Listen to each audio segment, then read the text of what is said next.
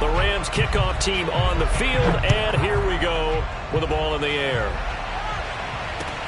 Now Ross to return. And he'll be stopped up at the 25.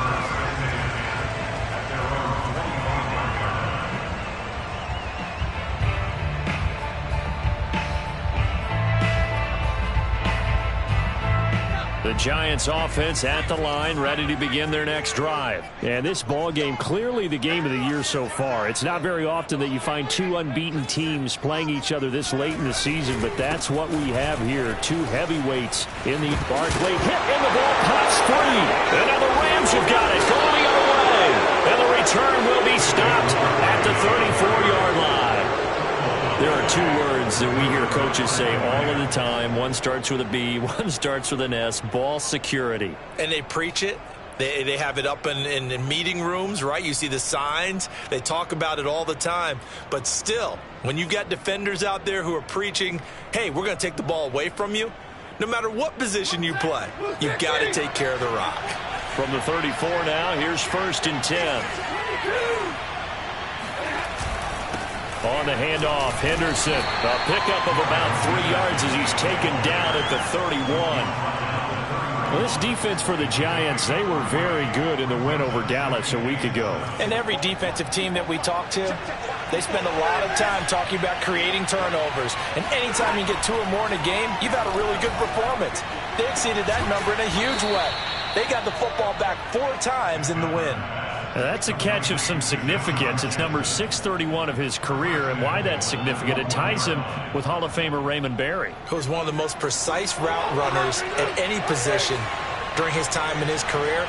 So I think that we're seeing something very similar here. He may not have known Raymond Berry, but he goes about his business the same way. Understands how defenses are going to play, understands where the leverage is, and goes away from it. And he is into the end zone. Touchdown, Los Angeles.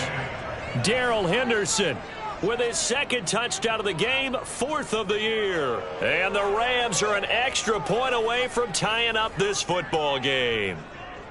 Here's Gay now to add the extra point.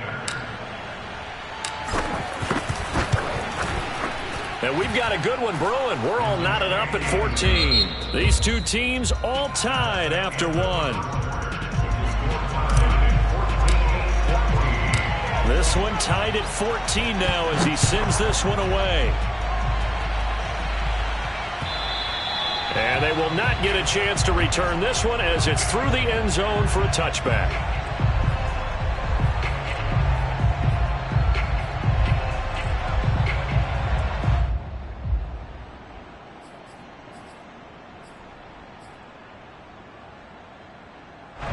The Giants offense at the line, ready to begin their next drive.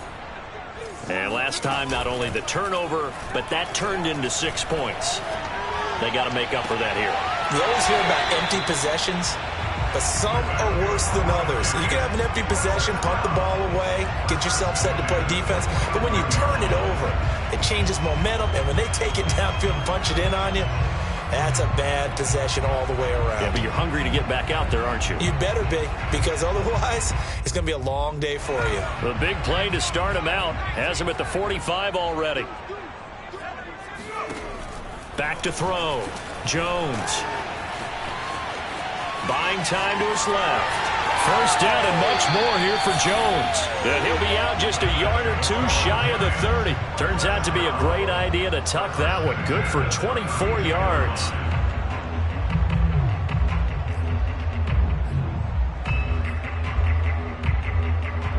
So from Rams territory now, it's 1st and 10 at the 32-yard line. Looking to throw. Jones gets this out to Saquon Barkley. They'll contain him to just 4. 2nd down. Boy, that one was well read defensively. And this is all about diagnosis as a safety and being decisive, because he saw it setting up in front of him, able to knife through there and make the play.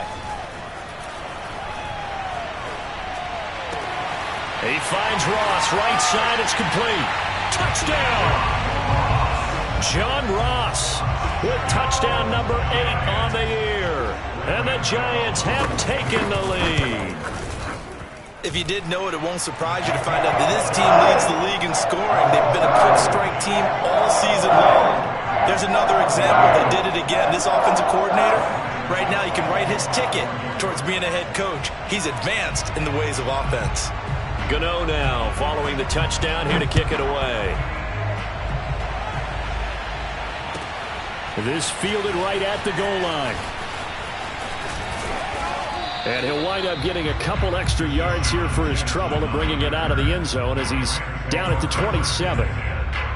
Set to begin their next drive, the Rams offense at the line. And we have seen a lot on the scoreboard here in this quarter. So sometimes you talk to me about tendency breakers on offense. These defenses struggling. Are there tendency breakers on defense? All defensive coordinators keep something in their hip pocket for these types of situations. What can we do to slow down the onslaught?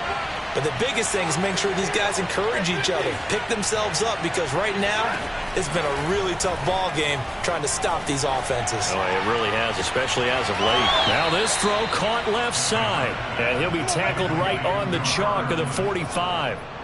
First time they've hooked up here. Good for 17 and a first down.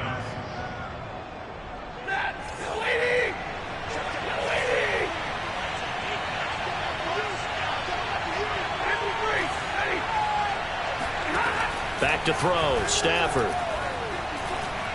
He's going to let this go deep for Jackson. And it'll be intercepted. Picked off with great anticipation.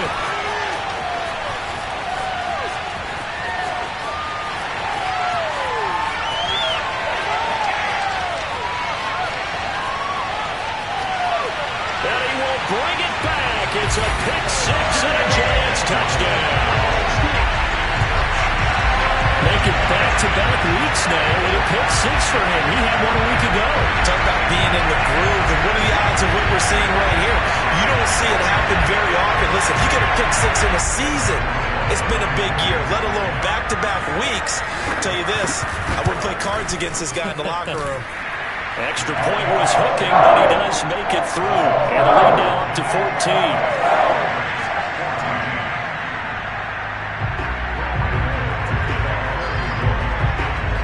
So they throw the pick six. They'll get another shot at it now as this one's in the air. On the return is Henderson.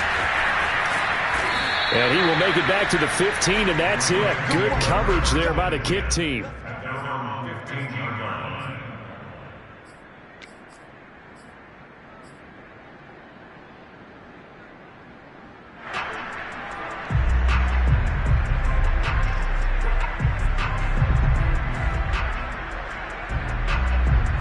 Set to begin their next drive, the Rams offense at the line. And fresh off the pick six, they've got to forget about that quickly.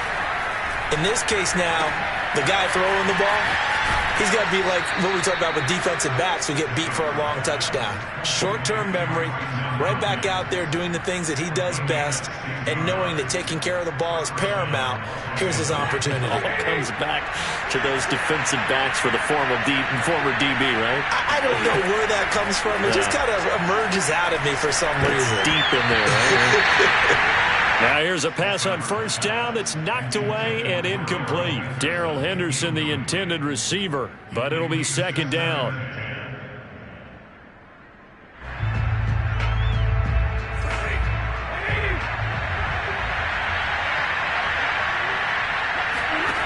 A shotgun snap for Stafford. He'll get this into the hands of Van Jefferson. And he'll go out of bounds, it looks like right at the 40. 9 yards, not quite enough, and they'll be left now with 3rd and 1.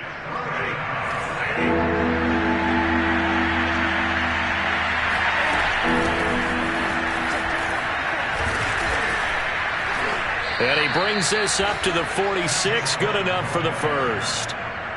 Able to get what they need to keep the drive going with a 6-yard pickup on 3rd down. Couple of first downs to kick off the drive. Here's 1st and 10 up at the 46. Here's Stafford. He'll set up the screen to Funk. And he'll be down at the 46. Well, they go from 146 to the other on a pickup of 8. Good call there on first down. And Brandon, I'm getting better over the years of not screaming out, screen, screen, screen with my defensive training. They want to keep those pass rushers honest, and they did so there, and they wind up picking up positive yardage. They'll get only a couple down to the 44. Well, that call makes sense because they've been throwing it well on this drive, and once again they show passing formation, showing the shotgun. Then they ran out of it. That's a nice play by them defensively, though, to hold it to a short game. Heavy set out there on 3rd and 1. Now Stafford. It's complete to Hopkins. And he gets this down inside the 35 before going out of bounds. Give him 10 yards there as this offense is on a roll. This drive continues to plunge forward. From the 34 now, here's 1st and 10. Stafford. And his throw here's incomplete. Oh, man, for him to be that wide open and drop it, sometimes you have just too much time on your hands, right? You end up thinking way too much, and your hands get shaky. And yes, he's a tight end, but that's a catch he should have made. From the 34, they'll come to the line on 2nd and 10. Stafford now to throw. Oh, he'll want that one back. Incomplete. He doesn't drop too many in that department. 3rd down. This drive, which was going so smoothly, all of a sudden it's a little bit of a roadblock here with 2 straight incompletions. Yeah, apparently this defense has had enough. Apparently they're saying, no more. We're making a stand right here, right now. But it is 3rd and 10. They've got to get after him one more time.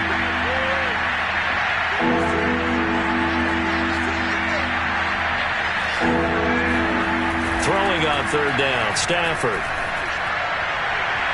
Second quarter action with 1:59 remaining.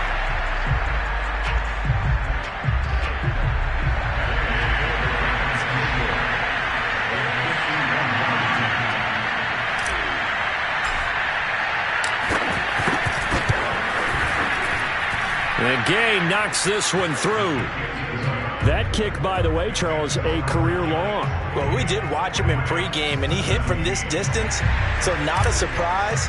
But there still is something exciting about it, carrying it over from practice and pregame to actually doing it in live action. And this will be a touchback as that sails over the end line.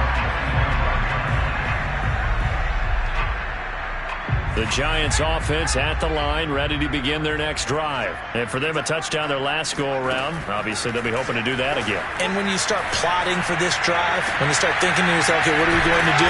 You don't go away from what you did before because that worked, but you have to be prepared for wrinkles and counters because you know they'll make some adjustments. A very nice pickup of 33 yards. So the big play gets him across midfield now for 1st and 10. Now a pass hauled in downfield. And they'll wind up getting this one all the way down inside the 20. The 26 big yards on that one. It's another 1st down. Creeping up on a minute to play in this first half. Inside the red zone here. They'll look to throw. And it's caught. Touchdown, Giants. Darius Slayton. His 2nd touchdown on the season. And the Giants add on to their lead.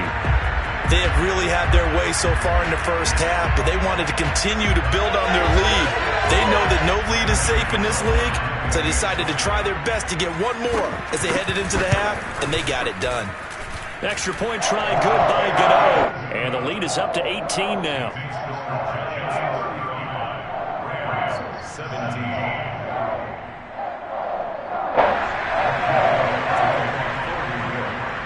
Gano now following the touchdown here to kick it away. From a couple yards deep, he'll bring it out of the end zone. Oh, a good-looking return set up here. And they finally get to him out near midfield, but he's all the way across the 45 to the 46. Any return that gets you to midfield is a great return. One first down, and you're almost in field goal position. Set to begin their next drive, the Rams offense at the line. And with good starting field position and 3 timeouts as well in their pocket, no reason not to try and put a late scoring drive together. Going deep for Hopkins. And this is dropped. Oh, it's incomplete. He had a big gainer in his sights, but he could not reel it in. Bryson Hopkins, the intended receiver. And now it's second down. Now a play fake it at Stafford. This is caught. It's Woods. The Rams going to go ahead and use the first of their timeouts, as the stoppage will come with 23 seconds to go till halftime. So first and 10 now from the 30. From the gun, here's Stafford. He's going to fire one deep over the middle. And this is going to be intercepted. Picked up by the Michigan man, Jabril Peppers. And his guys have got it back at the closing stages of the first half. And, Charles, yeah, it seems like sometimes when you fall down early, there can be a tendency there to try and get it all back in one fell swoop. And that time, that thinking leads to an interception. And I believe you brought up a really good point there, Brandon, because you're trying to force plays, right? You try and get all back in one shot, just as you mentioned there. And you know you're going to need some big plays to get back into the game. But ultimately, you really can't force what isn't there. On second down, here's Barkley. And he's going to be taken down here, as that will lead us to the end of the first half of play. So we've reached halftime here at MetLife Stadium with the Giants out in front, as we'll get you down the coast to Orlando for Jonathan Coachman at our EA Sports Halftime Report. Coach. All right, Coach, thank you, and we welcome everyone back for quarter number 3.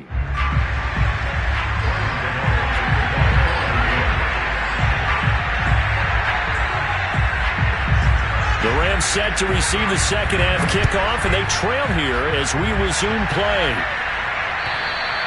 And this will not be returnable. It's out of the back of the end zone for a touchback. Set to begin their next drive, the Rams offense at the line. And you have to think, Charles, down 3 scores already. They need to play an almost perfect second half to have a solid chance. And that absolutely starts with finding some way to put together a touchdown drive here. They need to be smart, fast, efficient, get the ball to the end zone, and do it again multiple times in order to have a chance to win this game. Throwing again on second and 10. Stafford. That's pulled in by the rookie from Louisville, Tutu Atwell. And the Giants have it. It's picked up. And this is taken into the end zone. A fumble recovery and a Giants touchdown. The pass receiver turned into a runner, then he turned into a fumbler, and it goes the other way for 6. I love your description. Although for the offense, they're not too happy about it. But for the defense, what a big-time play for them. Never give up on anything. Sometimes you create your own points. But the receiver, hard to fault him. He's just going for extra yards. That's exactly what you're supposed to do, but you have to take care of the football. Gano the extra point. And they open the lead up now to 25.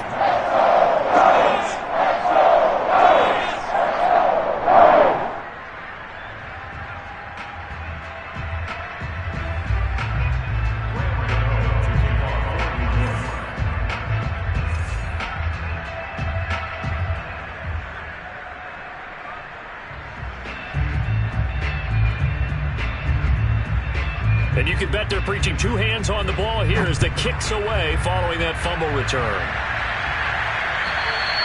And that'll carry over the back line of the end zone for a touchback.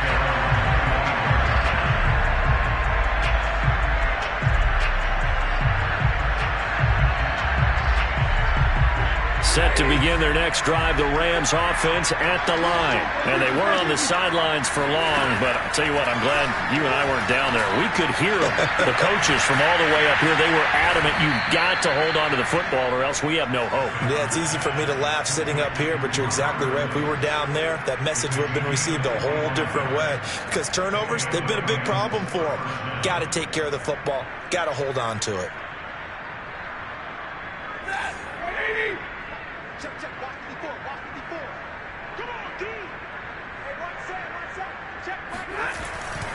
They'll run on first down. Funk gets a pickup of 4, and it'll bring up second down. Well, sometimes it's hard to take your eyes off this guy at the linebacker position. He can really cover some ground, and he did there to make that play. And sometimes all of your best laid plans of play design, your X's and O's, they can't always account for individual effort defensively. And this was one of those times. Just a terrific play to hustle over there and get the running back to the ground. And the final number here in terms of the top speed that he hit, absolutely absurd. Next Gen Stats has him at better than 23 miles an hour on that one.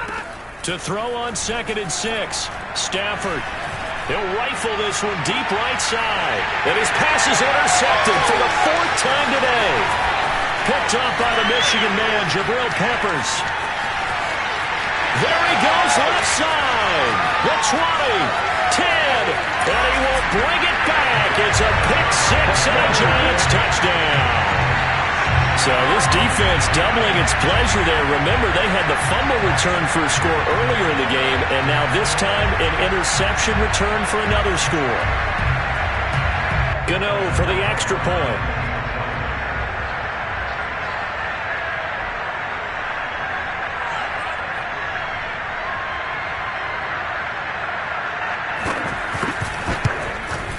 And the lead grows even larger here in the 3rd quarter.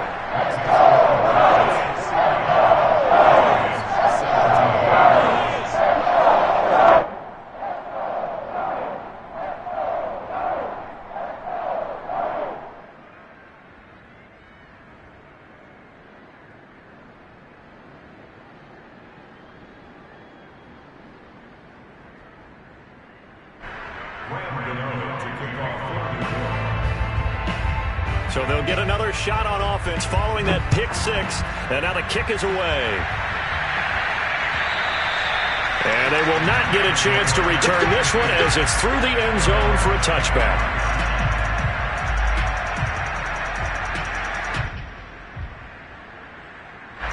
Set to begin their next drive, the Rams offense at the line. And last time, decent field position through the pick 6.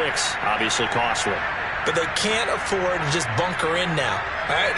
Good field position means go ahead and attack on offense. Try and press the advantage a little bit. They just have to be better with the football on this possession. So that didn't bother you too much last time? No, because it's exactly what you're supposed to do. You can't have good field position and not try to take advantage of it. Sometimes the defense makes a good play, too. Stafford here, coming off his pick 6. Throwing over the middle, and it's incomplete. Well, we've talked about it, CD, but it bears repeating. They are struggling to throw the football. All the interceptions and more incompletions. It just doesn't look like things are in sync out there.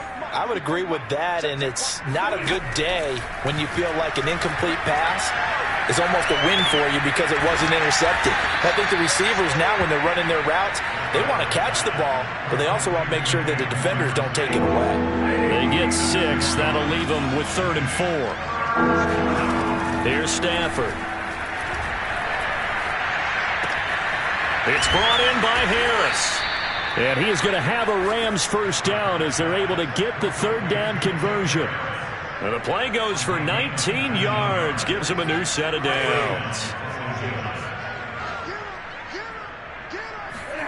From the 50, Stafford. And he takes a shot on the release as this will be incomplete. Oh, that's got to frustrate him a little bit because I nearly got to him there, and it would have been the first sack of the game. Instead, they're able to influence the release, and they did force the incomplete pass. To throw once more on 2nd and 10. Stafford going for Jefferson downfield. And this is incomplete. Oh, it looked like he had a pretty good line on that one. That would have been a big play, but he could not pull it in. So back-to-back incompletions, and that has him staring at a 3rd and 10. And they'll run on the inside handoff. And he's not going to get anywhere close to the marker as they'll stop him well short of the yellow line. And after getting tackled, he's still down and looking very slow to get up. We'll get an update when we return to MetLife Stadium.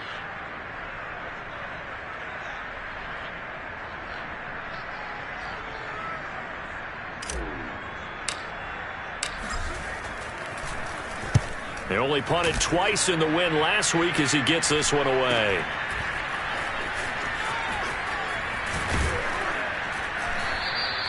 So a good punt, but a solid 12-yard return. And it'll be Giant football, 1st and 10. The Giants offense at the line, ready to begin their next drive. They'll start out on the ground. It's Saquon Barkley. And he's taken down. It's a gain of 3 from the 17 to the 20. In the first half, he was held in check on the ground, but despite that lack of production, they still have the lead. And they've got to feel fortunate about that. If they could actually get production from their lead horse, that would help open up this offense and widen this margin, too. 2nd down and 7.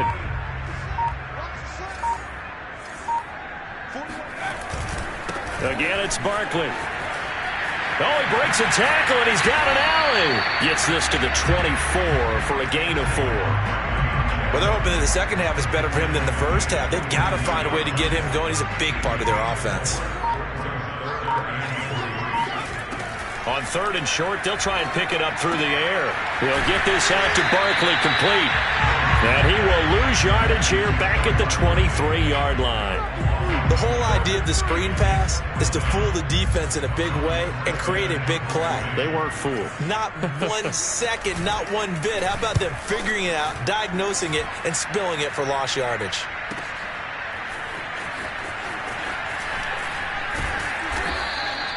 It'll be a 47-yard punt with a net of 40 following a 7-yard return. And the Rams will go on offense here with a 1st and 10. Set to begin their next drive, the Rams offense at the line. They have been struggling. I would imagine at halftime they went through some possible changes. Well, those changes aren't working, so now where do you go? I think that now it's much more in their head. And what I mean by that is just what you said. You've gone over the changes. I bet they were pretty clinical at the half, not too emotional. They might need to go to the emotional side because you've got to find something, some spark somewhere. And so far, just being calm hasn't exactly worked. They need any spark at this point. And he'll be taken down, but not before he works it past the 50. That's a gain of 13, 1st down Rams.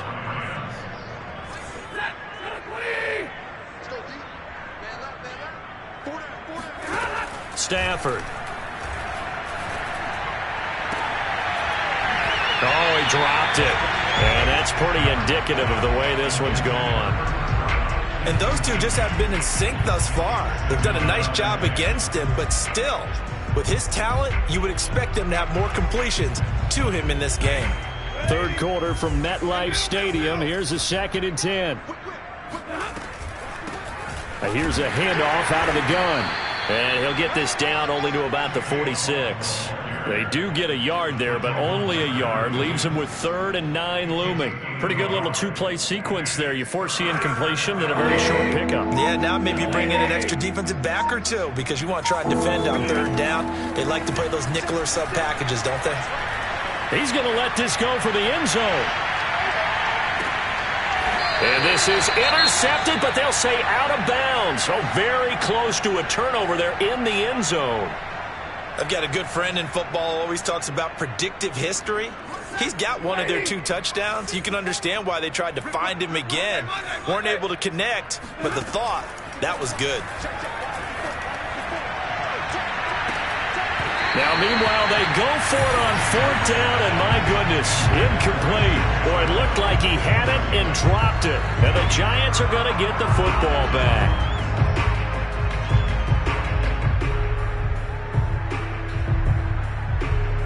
The Giants offense at the line, ready to begin their next drive. And on the last go-around, they really couldn't get anything going. They had to punt from deep inside their own territory, which means you're going to lose the field position battle as a general rule. What they're looking for now is a little more consistency, move the ball at least a few times on offense, get a couple of first downs, and hopefully flip the field. Yeah, just something to build off of. That's what they're looking for here. Let's just make this one succinct. Nice job there. All 11 guys on defense, diagnosing the jet sweep and putting it down. On second down now, Barkley. And he has the first down as he's able to reach the ball forward and get past the line to gain. First down, Giants on a pickup of 14. Now Saquon Barkley. And this time not quite to the 30. It'll be down at the 31-yard line. Charles, you said earlier this defense is probably going to need to hold these guys right around 20 or under that if they were going to have a chance. It was evident pretty early on that wasn't going to happen. Yeah, they left 20 behind a long time ago in this game, didn't they? It looks like they're headed towards a big, big number. But 20 was the threshold because that kept them in the ball game and kept the pressure off of their own offense. They'll get 3 as the drive continues. It's a first down. And he'll go down right on the edge of the red zone following a pickup of about 7 or 8. Well, partner, I know this type of running back. I mean, this size, this intensity usually gets better as the game goes on. I can just tell you from experience, the first few quarters, oh, you're eager. You come running up there, I'm going to tackle this guy. By the fourth quarter, you're coming up and thinking about it. And D-line wearing down fourth quarter. Yeah, that's not a guy they want to see consistently. Now an option play on second down. And he's only going to get a yard from the 20 to the 19. This defense against the run, by the way, they're not top 5, but they are top 10. So what's your philosophy here? Do you try and run the ball against a team that's pretty good against the run? What if you're a pretty good running team? If so, you might want to go ahead and run it anyway because that's your strength. The Giants on third down, just 1 for 3 thus far. They're up against a 3rd and 1 situation. Here's a give to Barkley. And he takes it down to the 13 and picks up the first. 56 yards rushing for him now as he's carried it 13 times. Well, that's a carry they have to be satisfied with. And throughout this game, they've been satisfied with what he's given them. Whenever they've needed a big run, a first down, he's the guy they've turned to. And it doesn't matter what the defense thinks. They feel like they've got the confidence to keep handing it to him and keep picking up good yardage. All runs on this drive so far. It's 1st and 10.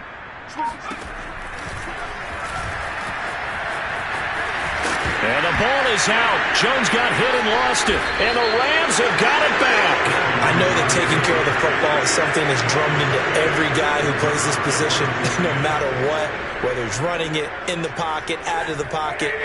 But it's almost surprising to me that there aren't more fumbles by that position because of the way that they get attacked on each and every play. Yeah, well, he had the fumble last week. Now here's 2 weeks in a row with a fumble loss. Concentration has got to be there, and he's got to understand how much time he has to take care of a play.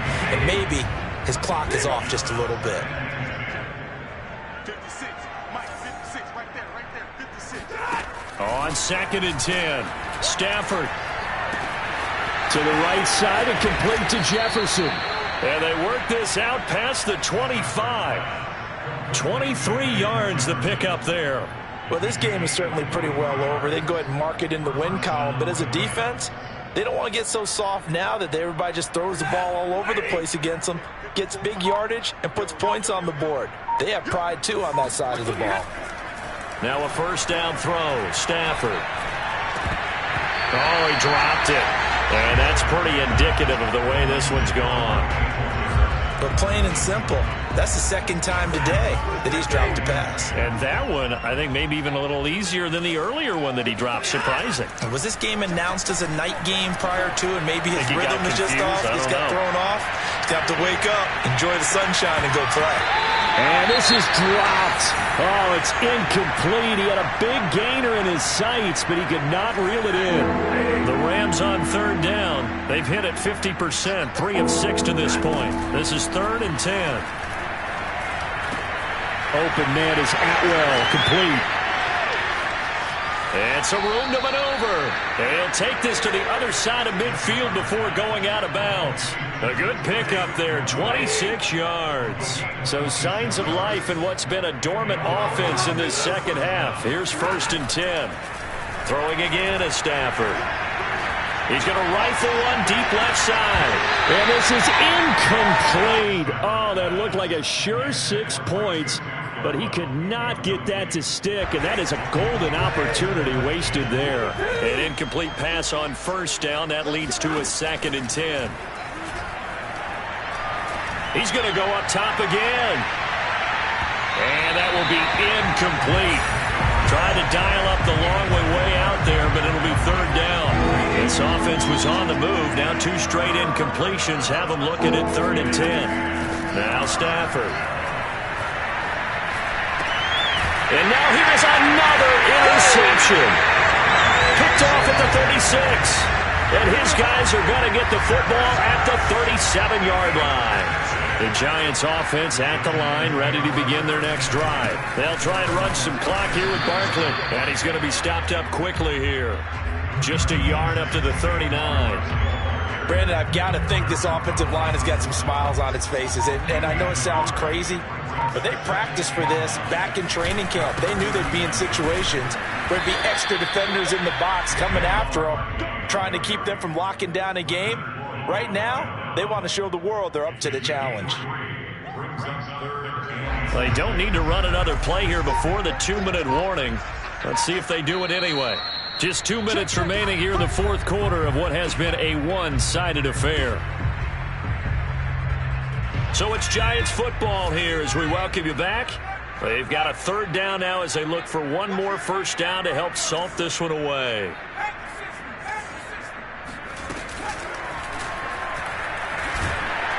Jones in trouble here, and down he goes. Leonard Floyd able to record his 5th sack of the season. That's their first time getting to the quarterback, sack number 1. And, you know, they had 5 last week, I'm remembering. And you have to find a way to slow down the pass rush, not necessarily with just protecting your quarterback, but you show them a lot of different looks, and they did that in the first half. You know, different angles, different things to slow down the speed. They got to him here in the second half. Now they've got to come up with a counter to that and maybe do something different. They'll get off a fairly short kick here as this is toward the sideline. And the punt goes out of bounds, so no chance to bring it back, and they will spot it at the 24-yard line. Set to begin their next drive, the Rams offense at the line. And that 5-game win streak is ticking away here in the 4th quarter. Just haven't been as sharp in this one. And he'll find his target. Woods, it's complete. He'll be brought down on the 30-yard line after a gain of 6. A gain of 6 there on 1st. He'll get this to Jake Funk out of the backfield. And he'll be out of bounds right at the 40. Well, this game was decided a while ago, and that completion there is going to artificially inflate his passing numbers. So right now, the only one really applauding probably his agent as he thinks about angling for a new contract. And this is caught. And he'll take this into the end zone. Now, hold on here. We do have a flag down. So let's see what this is about.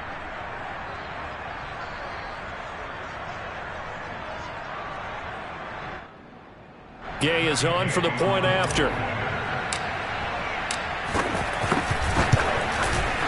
And that will cut this lead down to 25.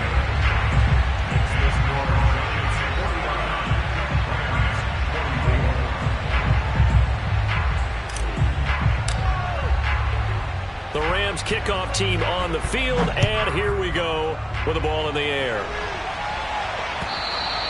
And this will be a touchback as that sails over the end line.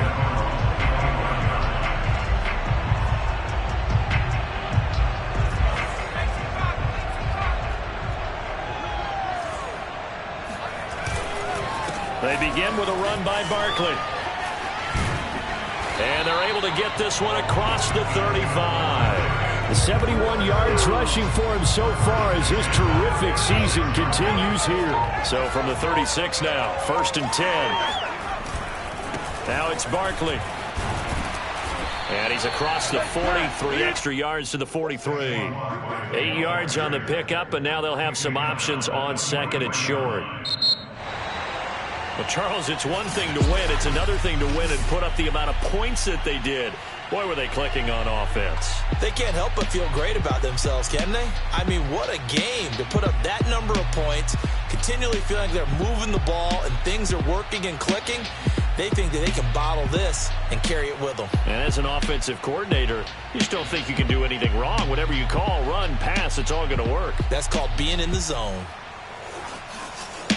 So for the Giants, they remain as hot as anyone, 6-0 now through the first month and a half. And they'll have another home date next week as the Carolina Panthers come to town. Meanwhile, for L.A., they taste defeat for the first time this season as they drop to 5-1. And they'll look to get back on track next week as they travel up to Detroit to take on the Lions.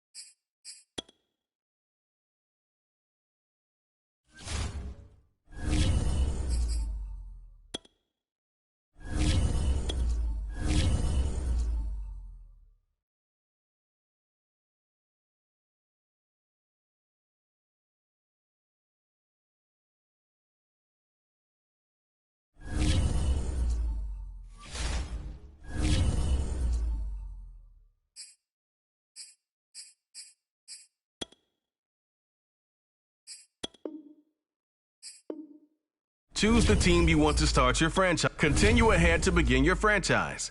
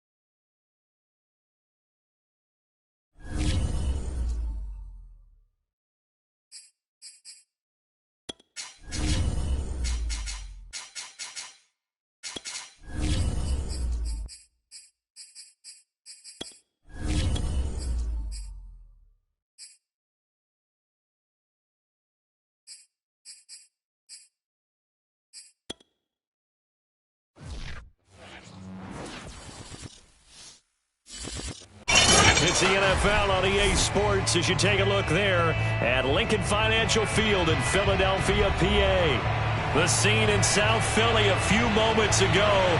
Boy, the city of brotherly love is fired up. They're saying fly, Eagles, fly as they get ready to match up with the Tampa Bay Buccaneers.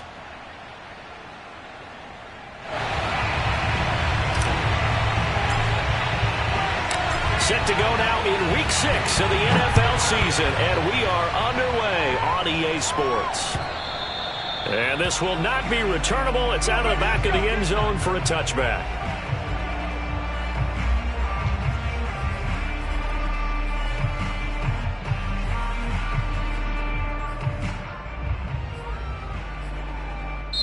Now whistles come in. We're going to get a timeout here by the offense. They'll have 2 remaining as we step aside here in this first quarter.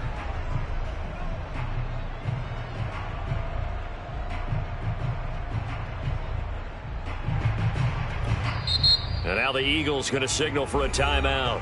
They'll have 2 remaining as we step aside here in this first quarter.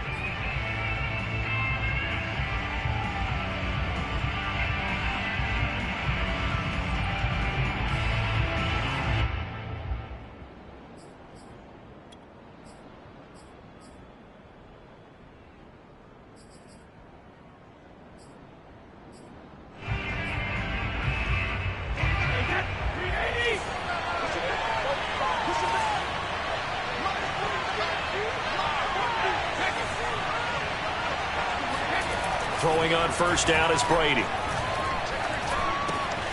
And that's complete. It's Chris Godwin. And now a fumble. The ball's out. And it's picked up by the Eagles. Oftentimes you say some guys have a knack for creating turnovers. He forced a fumble last week. Forces another one.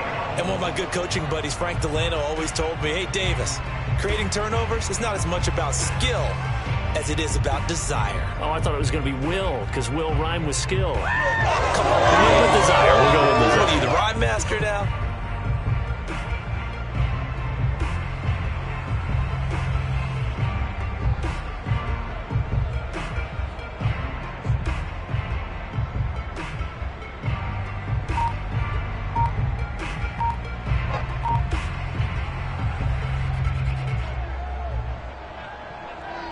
Opening minute, and already a trip to the red zone. They have a 1st and 10 at the 18. Now after the fumble recovery, it's Kaepernick. To the goal line, but it's incomplete. And to put it mildly, this is a tough spot defensively. They have to come right back out and defend their red zone. But how about that good first step towards forcing them to settle for at least 3 points? I think they're also thinking bigger right now. Imagine being able to stop them totally and change the momentum.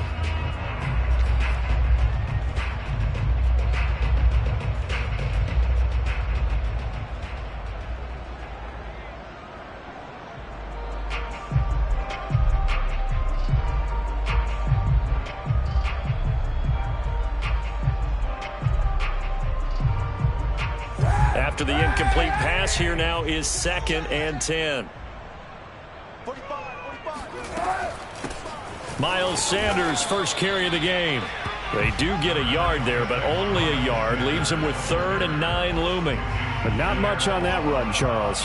No, that's exactly the way to execute a run blitz there. They guessed correctly that they would move the ball on the ground, honed in on it, and stopped them. Mark that down for a win in the defense's column.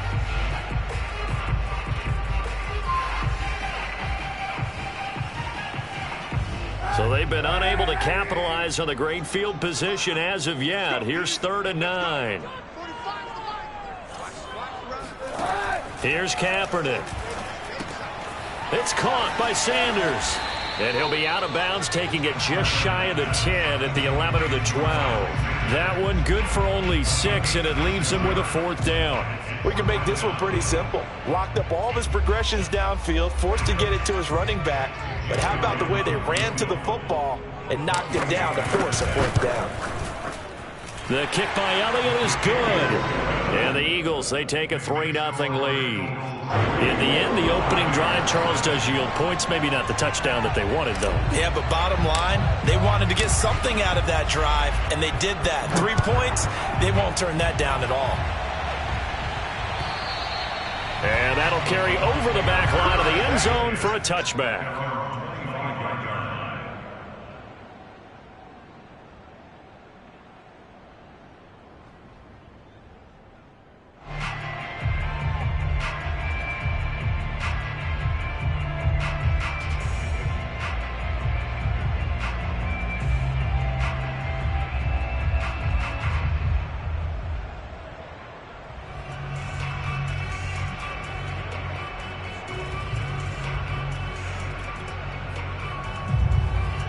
The Bucs offense set to begin their next possession. And last time they coughed it up, led to a field goal. They're fortunate that it only led to a field goal, but still, they're not happy about it.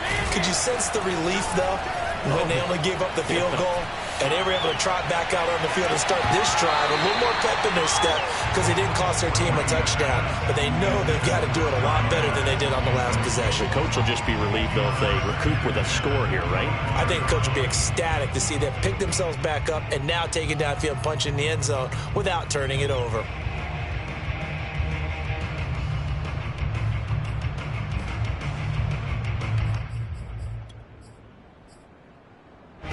An incomplete pass leads to 2nd and 10 from the 25.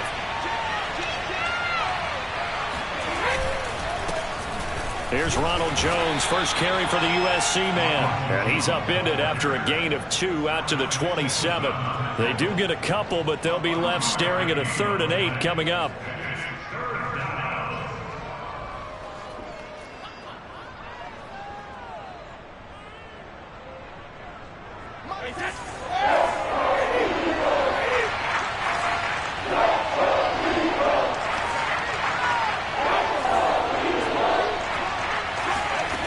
To throw, it's Brady. It's caught by Mike Evans.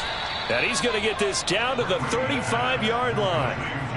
An explosive 38-yard pickup. There's no doubt in my mind that not many guys in this league have had the impact that he's had here in the first half of the season. He's been a big play guy from the word go and continues to be one with another one right there. On 1st and 10, here's Brady. And that is incomplete. He couldn't hold on through the contact. Brings up 2nd down. It's another zone defense. It looks like it's open for possibilities, but they did a nice job patrolling the middle of the field and forcing an incompletion.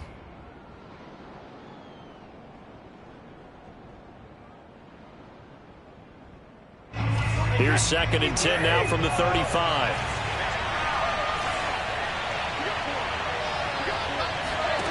Here's Brady. They're targeting Godwin once more, this time complete. And he has another 1st down as they'll get the ball down to the Eagles' 23.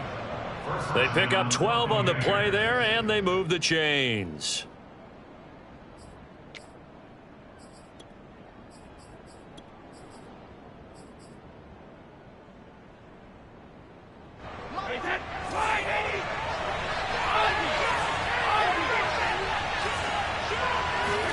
Brady now on 1st down.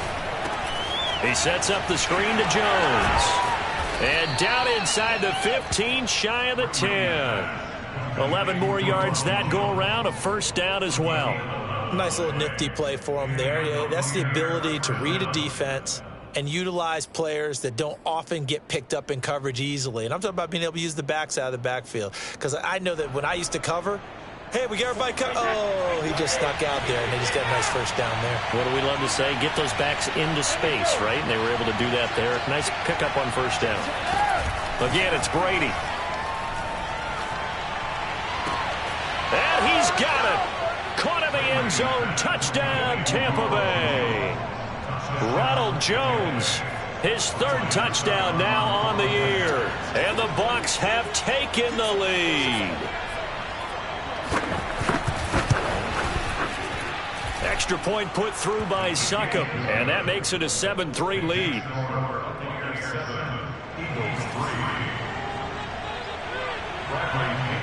Now Pinion with the kickoff honors following the touchdown. Here's James. And he doesn't even get this to the 10. He's taken down at the 9.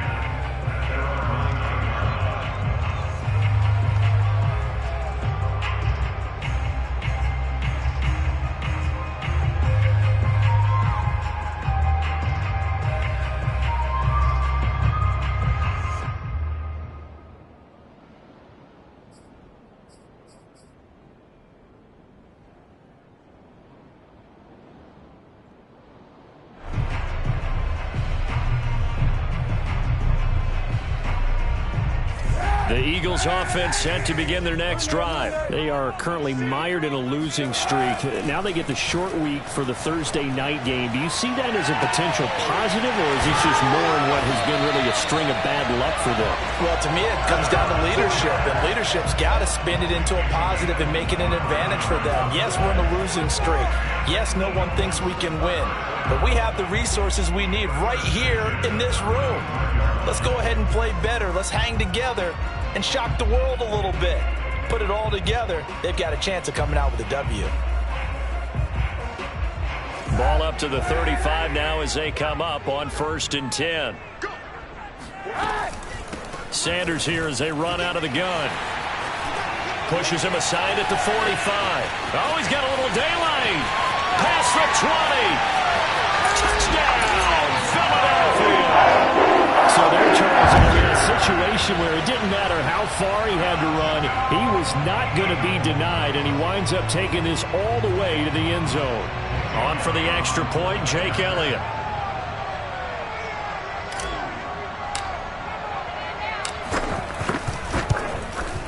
And it's through, and that makes the lead 10-7. Makes the score Eagles 10.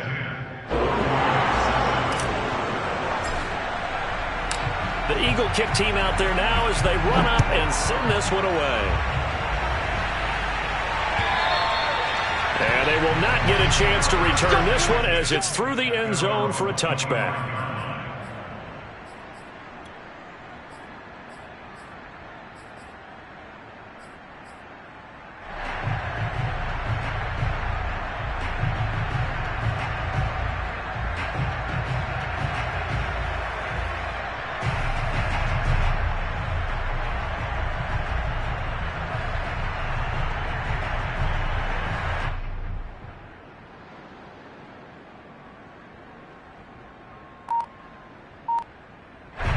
The Bucs offense set to begin their next possession. And they come off a victory over the weekend, but now the quick turnaround here for this Thursday night game. How does that affect how teams like this approach these short turnarounds?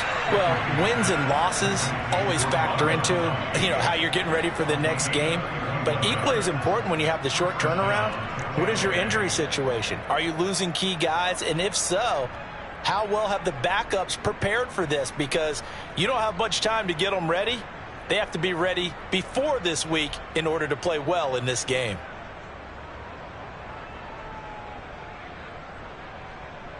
So the big play gets him across midfield now for 1st and 10.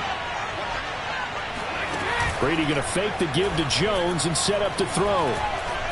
Oh, he's thinking end zone for Evans. And he knocks the ball away, and it falls incomplete. Mike Evans, the one he was looking for. And that'll bring up 2nd down. Well, they've got man coverage on the outside, and my scouting report on these DBs tells me that they love to take matters in their own hands. They want man coverage, not zone. And there was good coverage there that forced the incompletion. Here's 2nd and 10.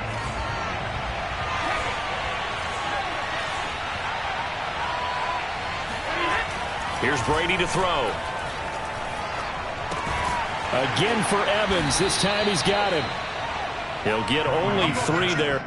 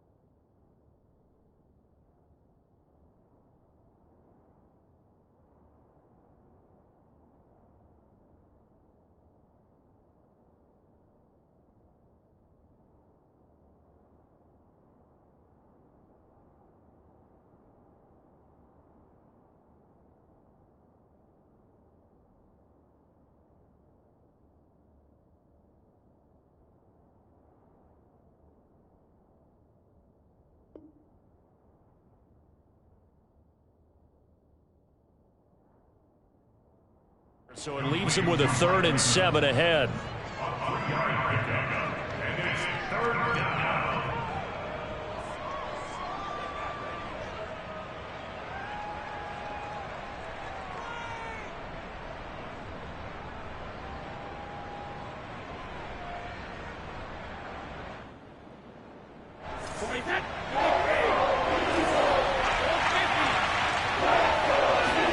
Brady to throw again. This complete to Jones. And in for the Buccaneers, touchdown. Tom Brady with 2 first-quarter touchdown passes. And the Bucs are going to retake the lead. That's a heck of a start to this one for him here in the first quarter. 2 receiving touchdowns, just getting the game underway, essentially. I mean, there's a long way to go. If I'm on defense, I've got to figure out how to slow this guy down. Because when one guy shreds your team, that's demoralizing. Make him spread it around at least. But right now, he's showing no signs of slowing down.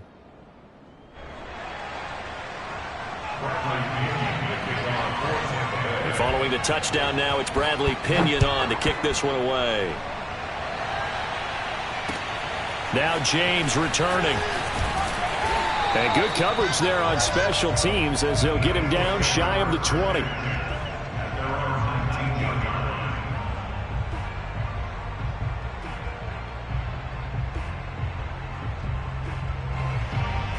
Already at the line, this Philly offense set to go. And they're hoping to redo their efforts in the last drive when they got into the end zone. And just think of what it's like now on the sideline. Because when you score a touchdown, you have to go over and look at the tablet and see what you did on the last drive. When you scored points, it's a whole lot better view than when you're trying to figure out how to fix things there. Right off the bat, it's a first down to start the drive, 12 yards.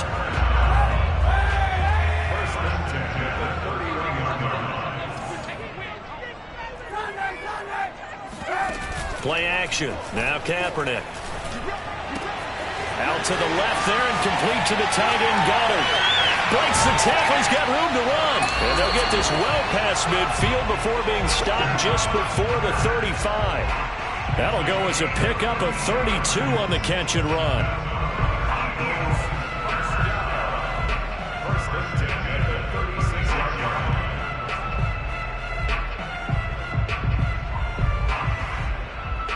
So how about that for a chain mover? They're all the way down inside the 40 now for 1st and 10. On 1st and 10, it's Sanders. And brought down, but not before they're inside the 25. 78 yards rushing for him now as he has gotten the night off to a hot start.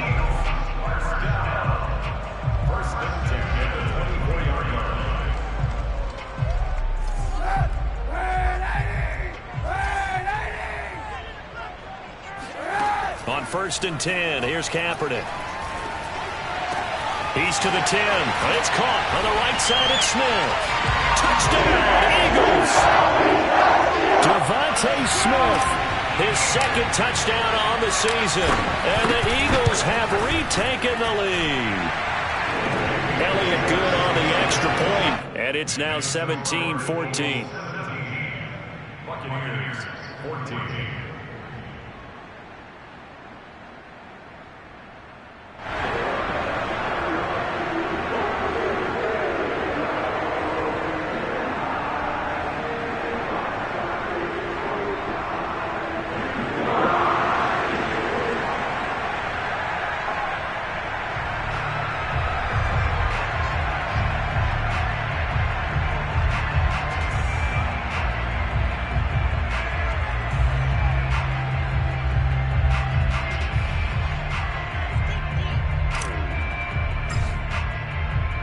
The Eagle kick team out there now as they run up and send this one away. And this will be a touchback as that sails over the end line.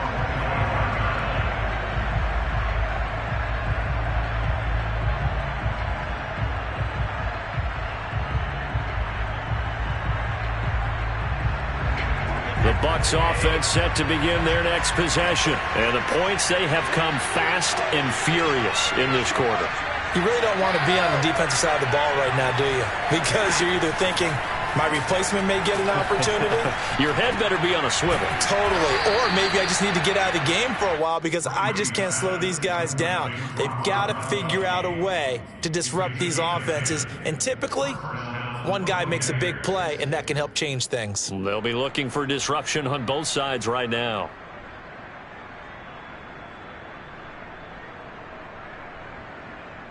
We are in for a good one as we're through one on EA Sports. Buccaneers, 14.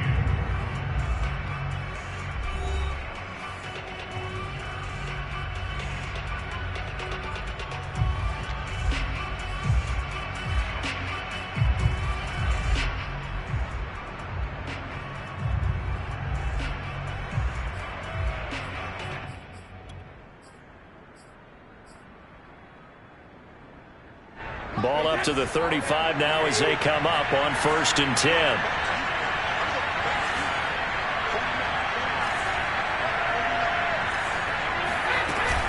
Brady gives this one off to Jones. And he's across the 40, 3 extra yards to the 43.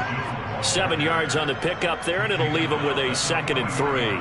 Well, no matter how they phrase it, staying on schedule, staying ahead of the sticks, whatever you want to call it, 7 yards on 1st down, that fits the bill.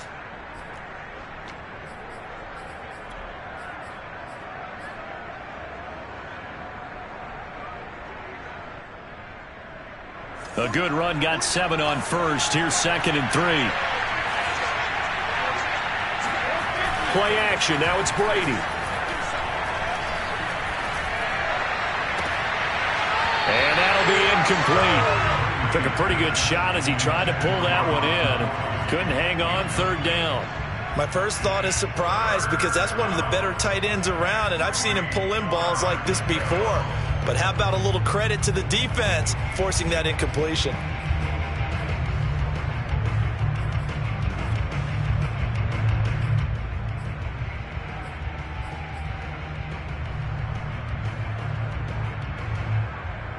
So the incomplete pass on the last play, and that leads us to a 3rd and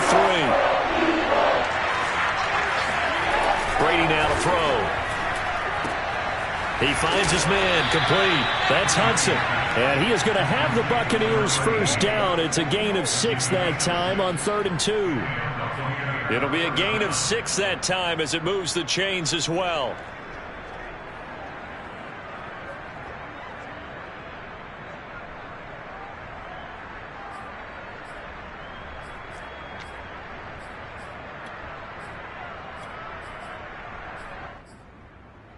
Two 1st downs have them up near midfield now on 1st and 10.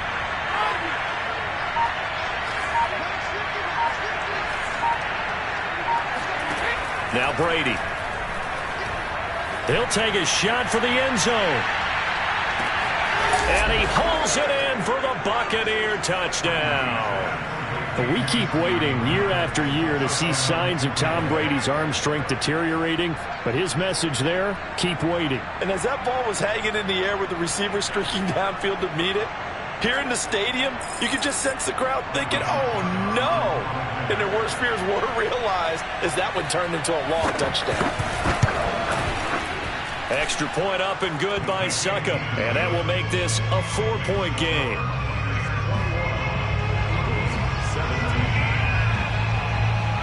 Now Pinion with the kickoff honors following the touchdown. And this will not be returnable. It's out of the back of the end zone for a touchback.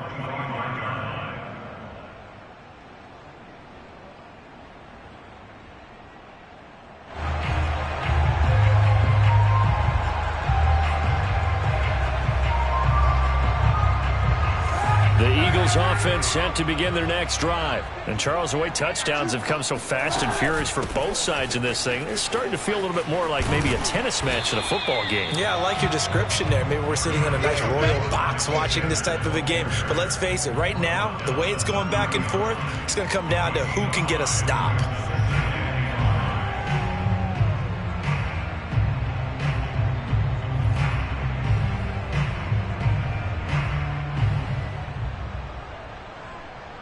The first down run got 5. Here's 2nd and 5. To throw, Kaepernick. He'll get this complete to Jalen Reagor. And he's going to be out of bounds, but not before he takes it inside the 40. A big play on the catch and run, covering 34 yards. That was awfully nice. Hit him in stride, and off he went. It was almost like the ball hitting him was like him receiving a baton, and he was running the anchor leg in a relay race.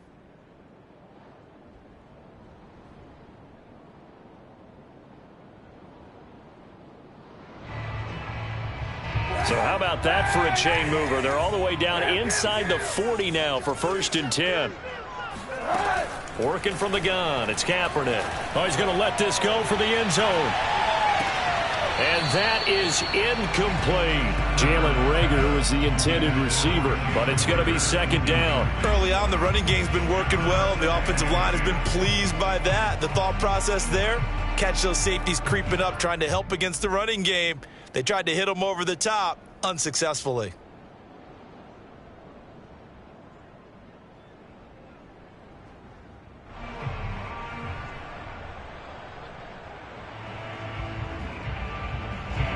They'll try again from the 36 on 2nd and 10.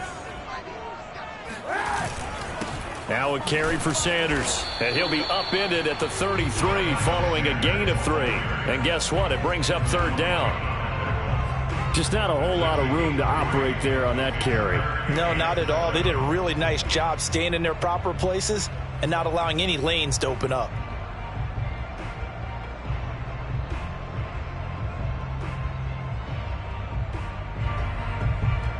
Got to get to the 26 for a first. This is 3rd down.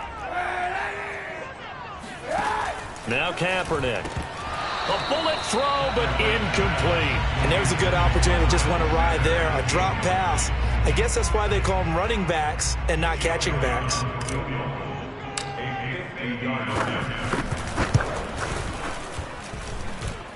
And his kick is good. Oh, he just did tuck it into the bottom of that left corner.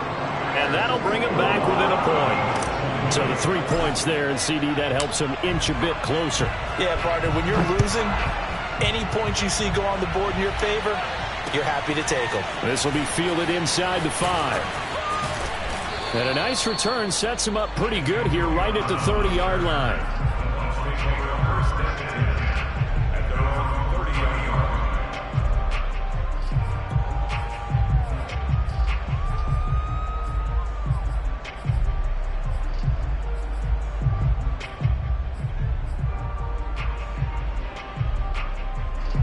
The Bucs offense set to begin their next possession. And that recipe on their last drive that resulted in a touchdown looked pretty good, so they'll be hoping to do that once more.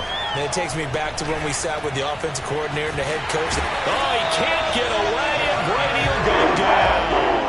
Fletcher Cox in there to get him, and that is sack number 6 now for him on the year. Well, last game he had 2 sacks. Got another one here picked up right where he left off. Brandon, he spent the entire offseason working on new moves, new techniques, trying to add to his arsenal of pass rush moves. Certainly paying dividends in what we've seen so far. Another try after the first down sack. Brady going up top for Miller. And got his man complete. And he'll be taken down, but not before they work it across midfield. 33 yards that time. Well, you don't have to be a genius to watch this game and figure out they've had plenty of success moving the football here in the first half. We've seen exhibits A, B, C, and right on down the line, haven't we? Yeah, we just saw exhibit Z right there. So the line of scrimmage moves all the way across the 50 now as they come up 1st and 10.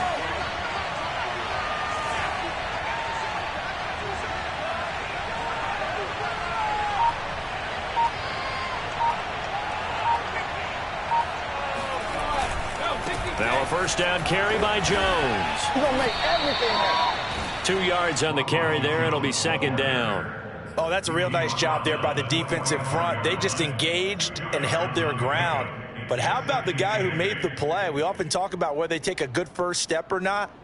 Many times you just don't take any step. Just get your feet moving, get your body going, and then once he made the read, he was able to make the play.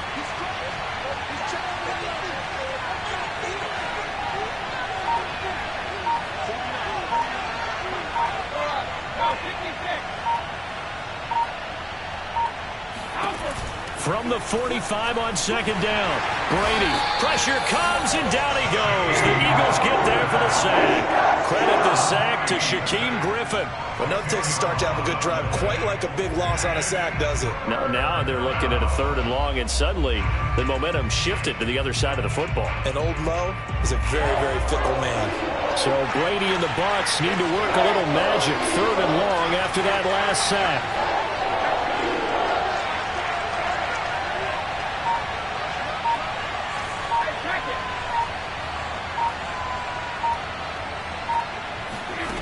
Shotgun now for Brady.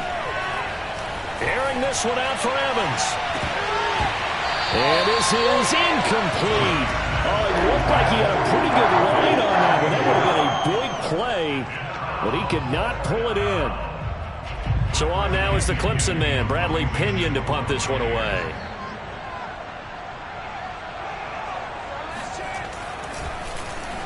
He was only asked to punt once in the victory last week as he sends this one away. And this one hits at the 3 and then bounds into the end zone for a touchback.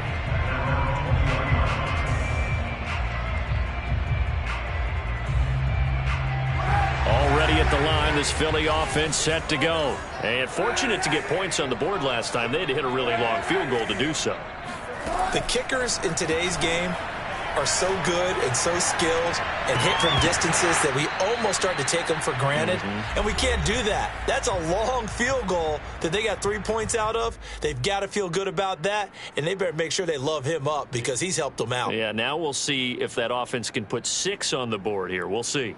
Coming up at the half, a reminder, we go back to Orlando to check in with Jonathan Coachman. He'll have a look back at our first half as well as a look ahead to what's coming up later this weekend. Here's a pass swung out left to his running back. And he's brought down, getting this one up to about the 35. Philadelphia picking up the first on a gain of 15. On play action, it's Kaepernick. It's brought in here by Willie Snead. And he slips up past the 45 before being tackled. Back-to-back nice plays, 12 yards that time and a first down. First and 10 at the 47-yard line.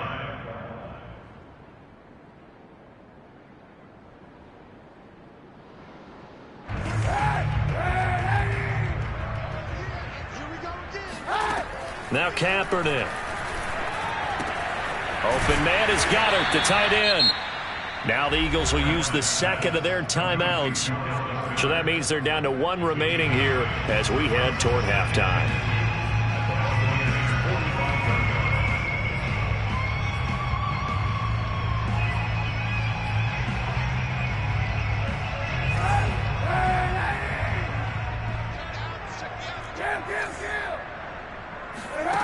Kaepernick now to throw. This is Smith with a grab. And he will reach the 8-yard line before going out. And give him a gain of 37. That's evidence of why you spend a high draft pick on a receiver, isn't it, Charles? It certainly is. His ability to make plays like that, and we've seen flashes of it from him so far in his rookie season. But also, it opens things up for the rest of the offense because they have to bring their attention to him as well. Open man, he's got him. That's Smith for the Philadelphia touchdown. Devontae Smith with his second touchdown here in this first half. As his guys are able to regain the lead. Elliott good with a PAT. And that'll make this a 6-point game. The Eagle kick team out there now as they run up and send this one away. Taken in at the 3. And he won't get this to the 20-yard line as he's down at the 19. At their own 19-yard line.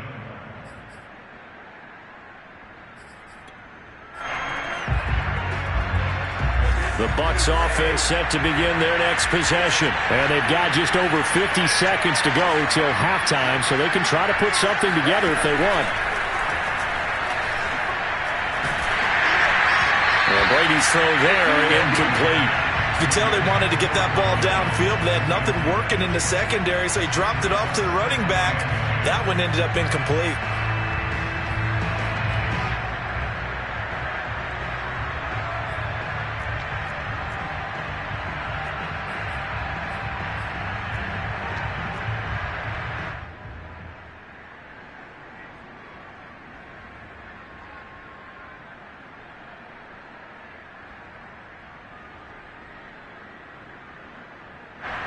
So now 2nd and 10 after the incompletion on first down.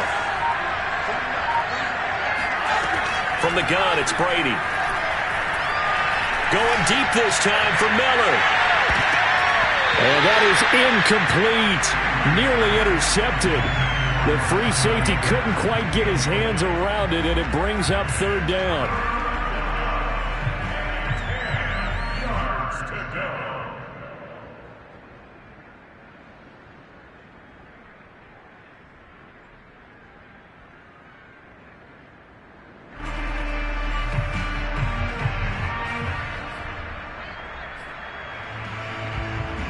Now they face a 3rd and 10 after back-to-back incompletions.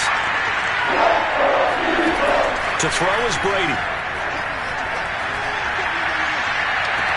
Man open, here is Jones.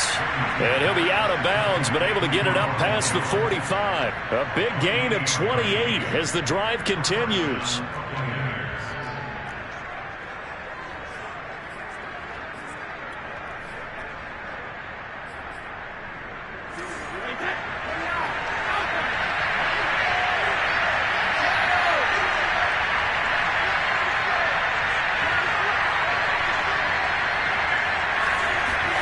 On play action, it's Brady. Oh, he can't get away, and Brady will go down.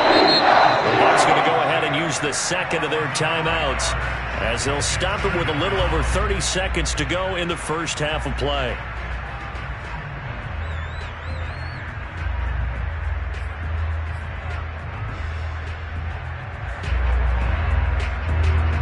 Sacks, a growing theme in this first half. This is 2nd and long. Another try after the first down sack. Brady. And his throw is going to be incomplete. You definitely would have liked to have hit on that one because now you've got a 3rd and long showing up, and you just know defense is going to be getting after it. They are pinning their ears back, and they are coming. An incomplete pass on that last play, and that means they'll need to come up with something here on 3rd down.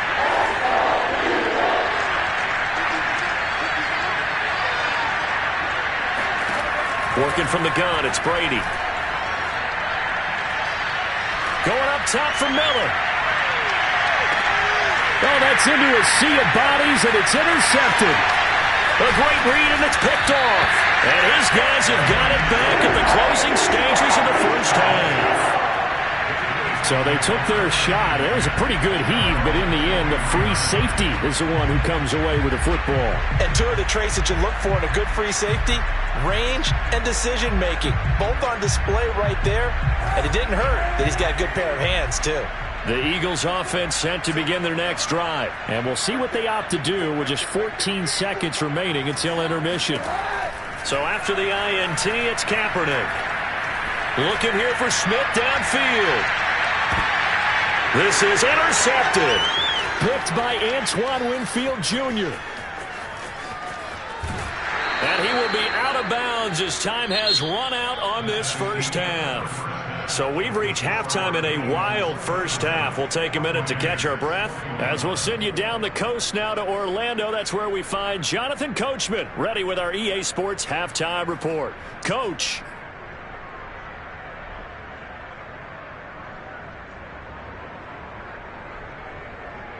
All right, Coach, thank you, and we welcome everyone back for quarter number 3.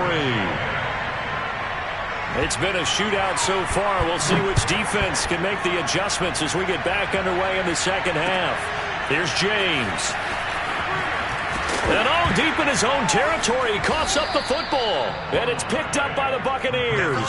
And they are going to take possession of the football inside the 15 at the 14-yard line.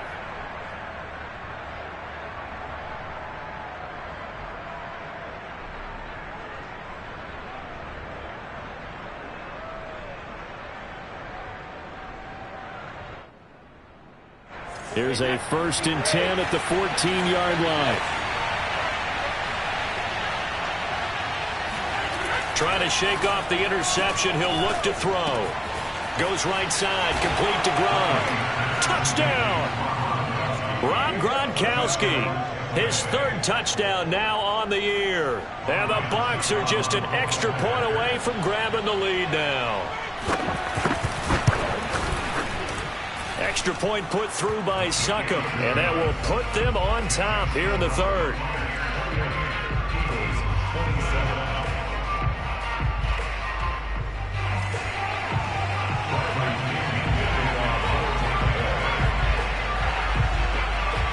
And following the touchdown now, it's Bradley Pinion on to kick this one away.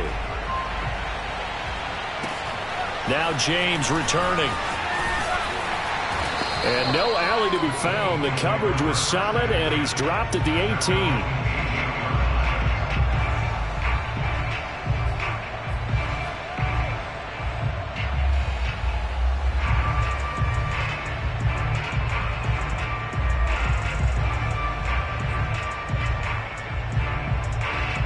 Already at the line, this Philly offense set to go. And last time, 1-play interception. So this offense, they should be fresh. That's a good way of putting it.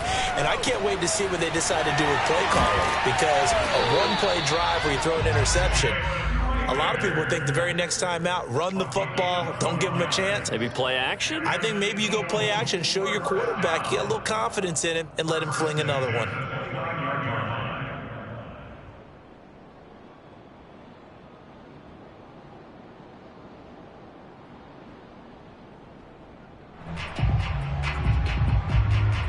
Three tight ends in the ball game here on 1st and 10. To throw, Kaepernick. That is caught. It's the tight end Goddard. And they're going to have this across midfield and inside the 45. A very solid gain of 27.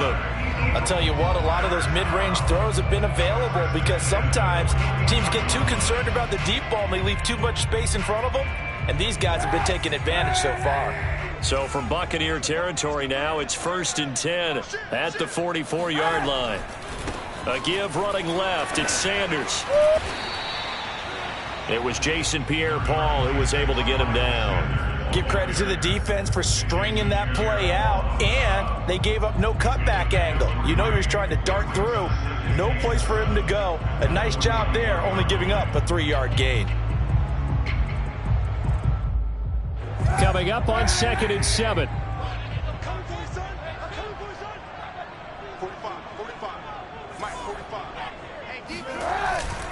Another run here with Sanders. And he gets it down to the 32. 98 yards for him on the ground now. He has been a tough man to bring down all night. They're making it look easy out there. Another 1st down. So far on this drive, let me do this little bit of math here. 4 plays, 3 1st downs. That's a pretty good recipe for success. Now a play fake. Kaepernick. This one complete to Butler. And he'll be out of bounds about a half to a full yard shy of the 5. A good pickup there, 26 yards. Boy, how about the speed with which this offense can get down the field? It's taken them no time at all to get down here. And now they're set up with a 1st and goal.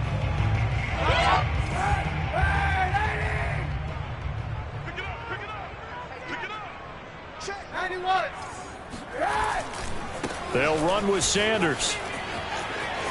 And he'll take it into the end zone for an Eagles touchdown.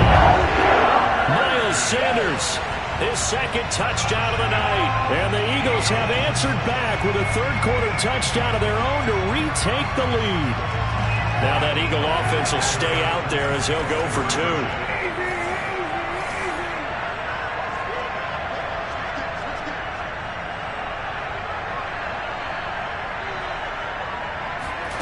Kaepernick looking to throw for it. Looking end zone, but it's incomplete. So unable to throw it in for 2 from the 2.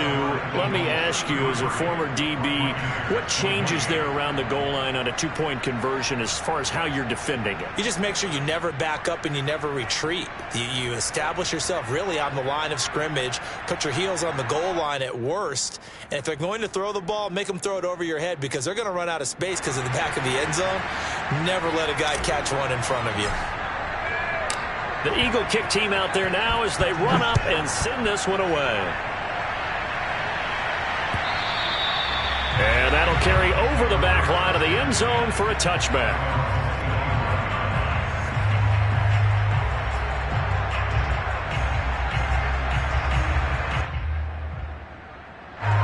The Bucs offense set to begin their next possession. And they will simply, Charles, be looking to duplicate what they did last drive when they were able to push it in for 6. And they hope it'll be that easy, right? To be able to take exactly what happened before. Oh, he can't get away, and Brady will go down.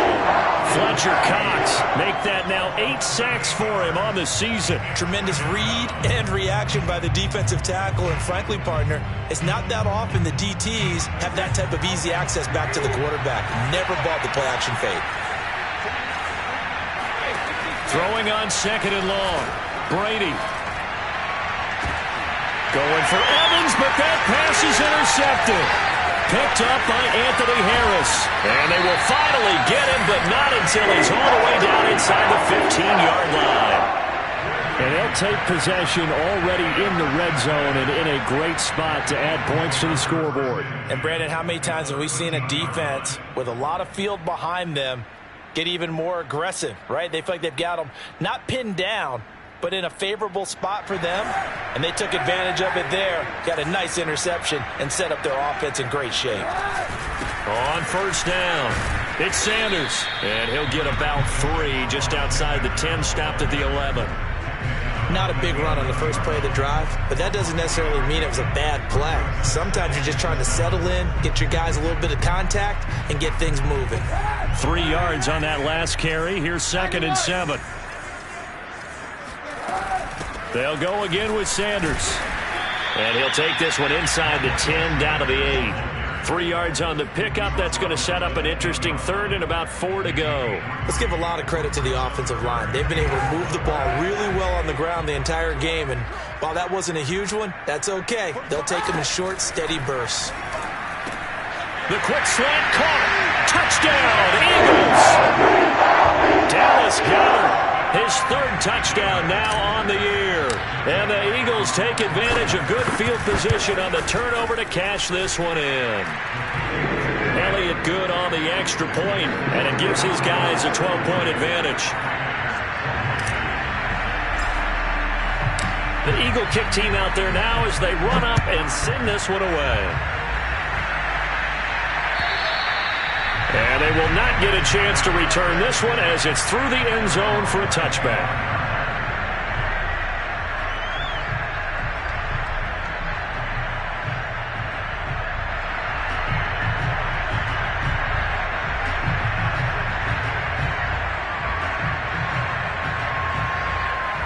The Bucs offense set to begin their next possession. And following the interception, just any interception, are you a little bit more cautious when you start that next drive, or no, you just throw that out the window?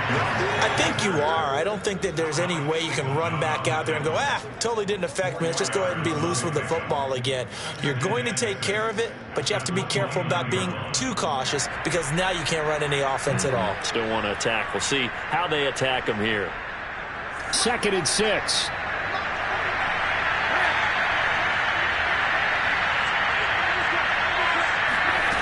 Brady going to throw. This is caught by Evans.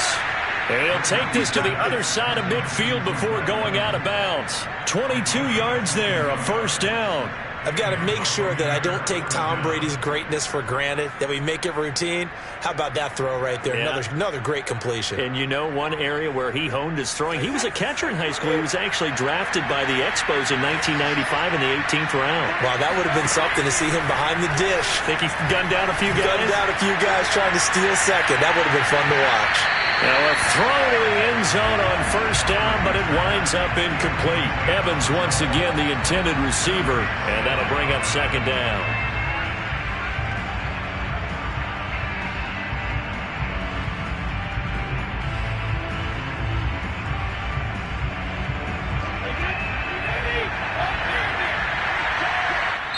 And now the Eagles going to signal for a timeout. It's just their first, so 2 remaining as they burn one here in this third quarter.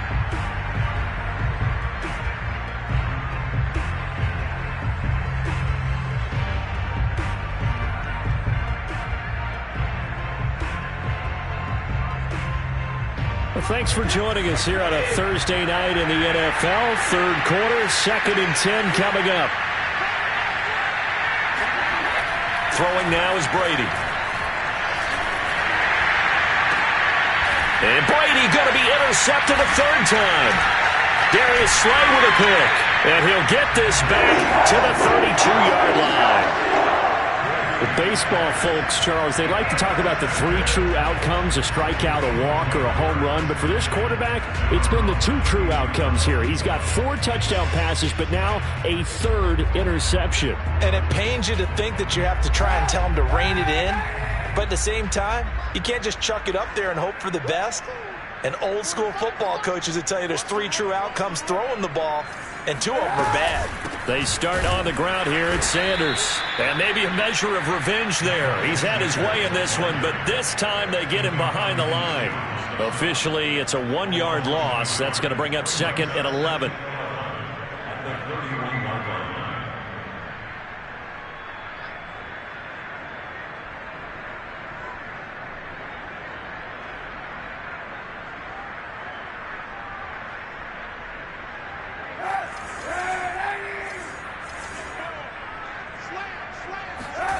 To throw, it's Kaepernick. And he'll be taken down, but not before they work it across midfield. First target, first catch, and a first down. And now we get into the psychology of the whole thing, because a lot of teams with a 2-score lead in the third quarter, they almost become defensive with their offense, just playing not to lose. I think with this team, you got to figure at this point, this is a great spot for them to go into attack mode, really try and put the hammer down and finish this one off. And this time they were ready for him as they'll stop him right at the line of scrimmage.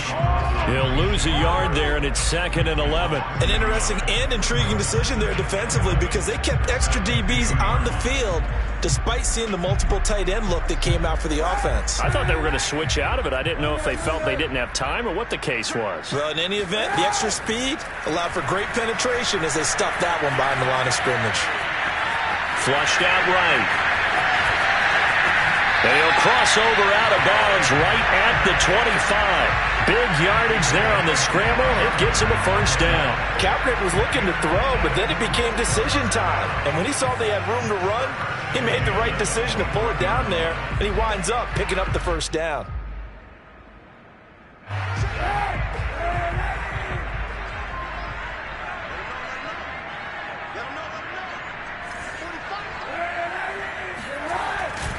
They'll run on first down. Sanders. Open space inside the 10. And he is into the end zone. Touchdown, Philadelphia. Miles Sanders, his 3rd touchdown of the game and 5th on the year. And the Eagles get another third quarter touchdown to add on to that lead.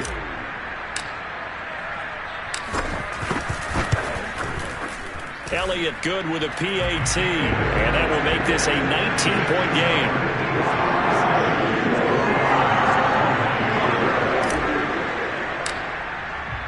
The Eagle kick team out there now as they run up and send this one away. And this will be a touchback as that sails over the end line.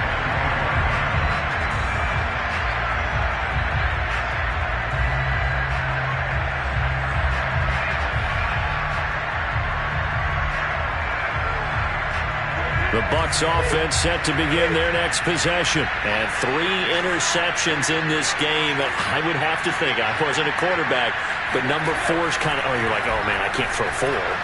No, what's interesting is, what do the coaches decide to do? Oh, he can't get away, and Brady will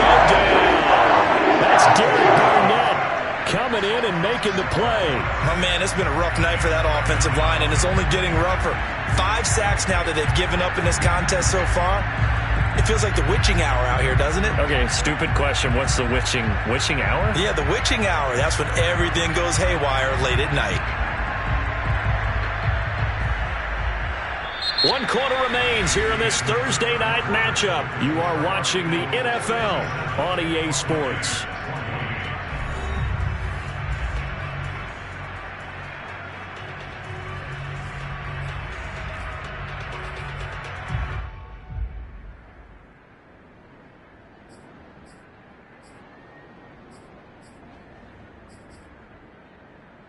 Pass protection has been a problem all night long as they come up facing second and a bundle.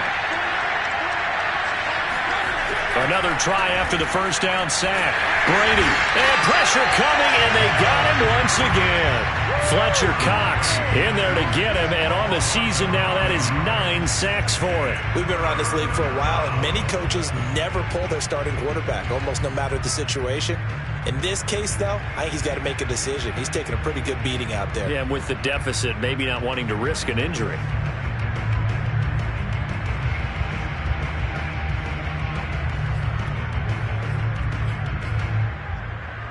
The Bucs on 3rd down. They've converted 4 times out of 6. Not bad. This will be 3rd and a mile.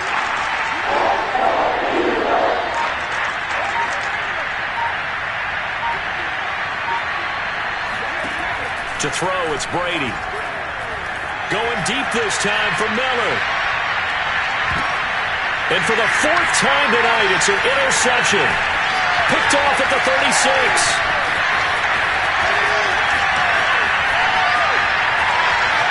And he takes this one back into the end zone. And the Eagles defense gets a pick-6 TD. And that one will pretty much erase any hopes of a 4th quarter comeback. With emphasis, interception, return for touchdown. Door closed, locked, reinforced.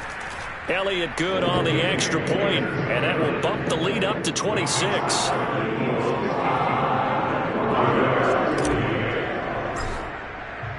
So they throw the pick-6. They'll get another shot at it now as this one's in the air. Taken in at the 3. And he will make it to the 20-yard line and no further.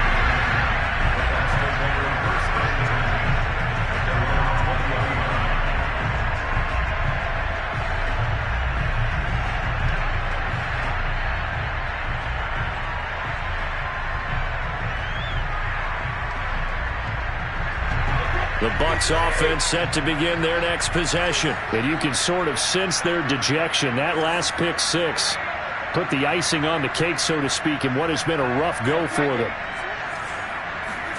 Now Brady to try again after the pick-6. Oh, he was hit as he threw it there, and that one winds up incomplete. Another throw there off the mark, and obviously he's battled all of the interceptions. Things just haven't been true to form for him. I don't know. What do you think's going on out there, CD? That's a great question, and my suspicion is he's been coached really well to not show that he's having a problem. You know, they always tell you no matter what, you keep throwing the football with confidence. Well, we're not seeing a confident thrower right now. He's off balance, the passing game's off balance, and the defense is taking advantage.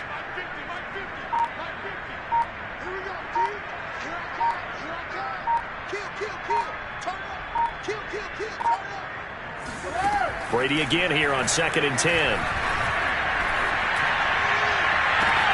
He's able to find Miller. And he'll be taken down, but not before they work it across midfield. A very nice pickup of 33 yards.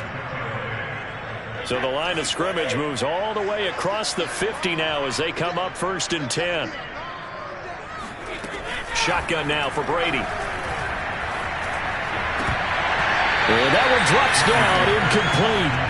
Good coverage there, forced the ball free, and it's 2nd down.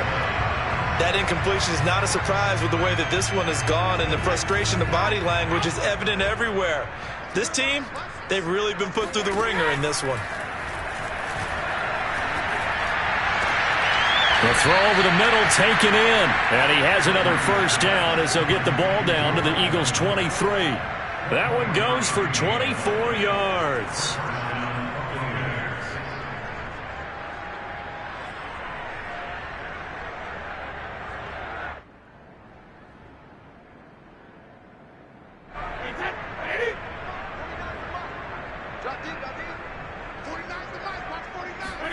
Now Brady again.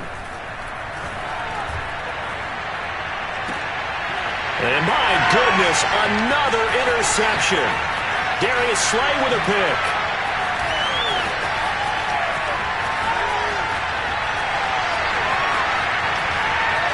And he takes this one back into the end zone.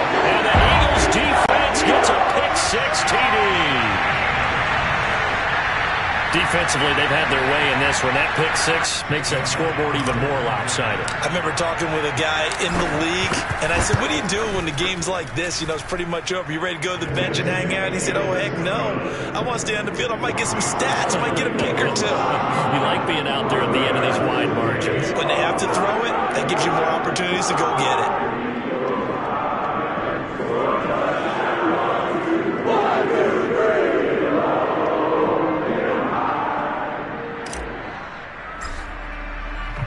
So they'll get another shot on offense following that pick-6, and now the kick is away. This will be fielded inside the 5. And he'll get it up across the 20 to the 21-yard line.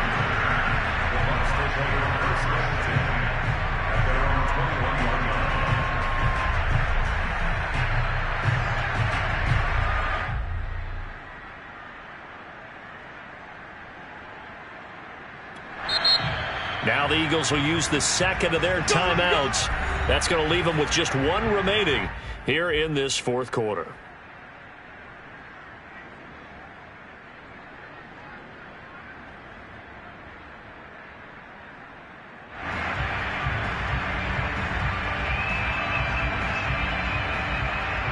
Brady going to bring the Bucs up with a 1st and 10 at their own 21.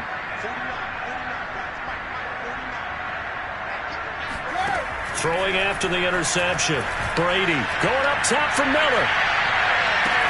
And that's caught inside the 30. Touchdown, Tampa Bay. Well, he's been doing this for a lot of years, with the arm strength still there, and he showed it off on that one. I'm really not sure what was more impressive about that throw. Was it the distance traveled or the accuracy involved? Because I'm going to tell you straight up, when you're trying to hit a guy in stride that far downfield, there's nothing easy about it, but he sure made it look easy there.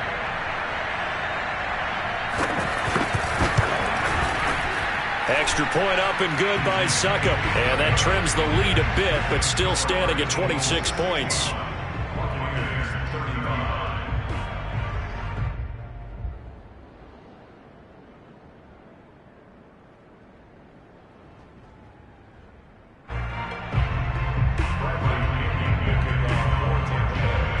Now Pinion with the kickoff honors following the touchdown. And this will not be returnable. It's out of the back of the end zone for a touchback.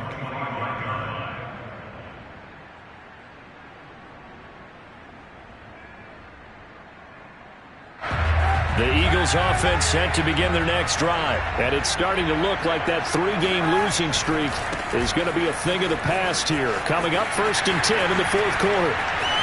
Oh, he's got some breathing room. Go down, baby. 197 yards on the ground for him now, as he has gotten better, really, as the night's gone on. No doubt those are the types of carries they're looking for here, Charles. The lead in the fourth quarter. This is when coaches that have a reliable running game, they breathe a little easier on the sideline. Yeah, they love the idea that they can take the air out of the football at this point of the game.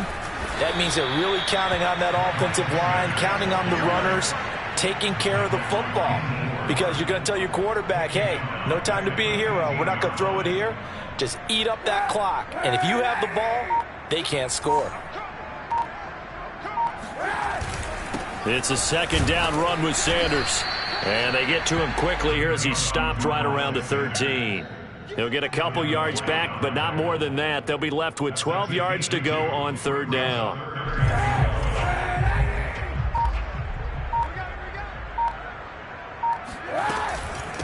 Boston Scott, his first carry.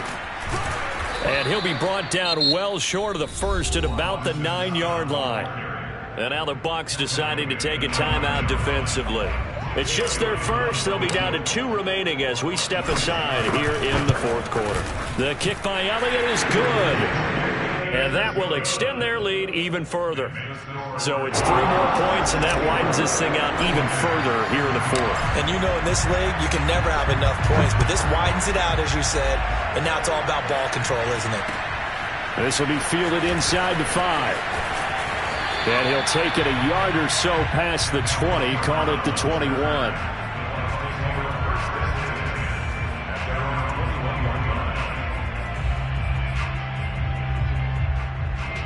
The Bucs offense set to begin their next possession. And last time the formula was pretty simple. 1-play drive, long pass. That maybe they just want to do that again, right? And that's exactly how you want to draw things up. Whether it's on your grease board, right, in your playbook, 1 play. He's got a man, complete. And he's taken down right at the 45-yard line. It's a gain of 34. On first down, Brady. And incomplete on the deep ball. This defense was definitely alert to the possibility of the deep ball, and they were more than ready for it. They've got the lead, fourth quarter. Maybe can expect more passes like that downfield.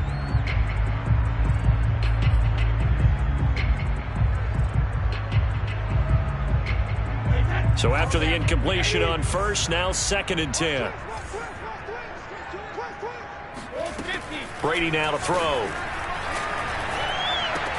A check down here to Jones. And he'll go out of bounds after taking it a little further down inside the 40. They get 7 out of that, so they're left with a 3rd and 3.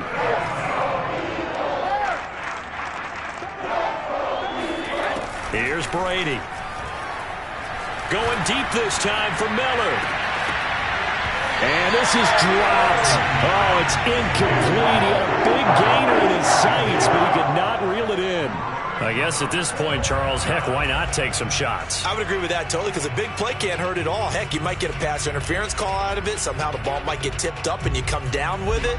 Might not do too much for the result of the game, but it could add to your stats. Now Brady, got to have this one.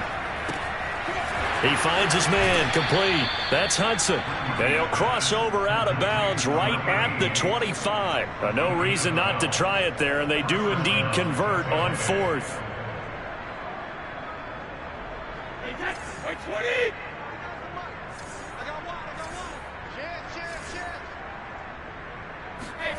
Brady to throw again. On the right side, this is Miller. And he'll be out of bounds as he gets this down about the 21 or 22. 3 yards the gain there, 2nd down. Brings up 2nd and 7.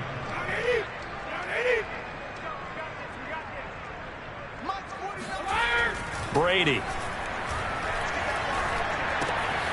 Finding Miller once more, complete. And down inside the 15, shy of the 10. Back-to-back receptions for him, and it's another first down. Just 2 minutes remaining here in the fourth quarter of what has been a one-sided affair. So it's Buccaneer football as we welcome you back. They've got a 1st and 10 as they search for a late score. Brady going to fake the give to Jones and set up the throw. And he'll go down. Brought down at the 20-yard line. Fletcher Cox has now recorded 10 sacks on the season. Offensively, they're going to have to figure this out before next week. 7 sacks in 1 game. Yeah, that's more than any quarterback should have to bear. And if this continues on, there will be another quarterback in the game because no one can stand up to this week after week. They get 11 back on that one. It leads to 3rd down. And on that last play there, he's over 400 yards passing now. You know what that generally means? Success. That, and it means you really didn't miss opportunities. Usually very accurate. The ball's getting to the right place. Guys are making yardage. And now here is another interception. Picked off by Avonte Maddox.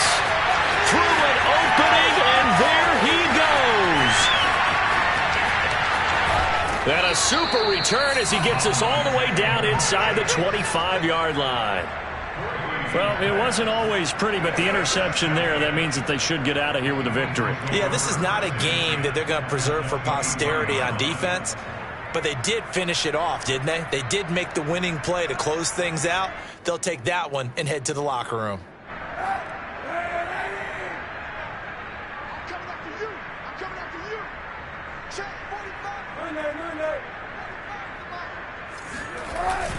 On first down, it's Sanders. And for one of the first times all night, he is going to go nowhere as they bury him behind the line. 2 yards the loss, 2nd and 12.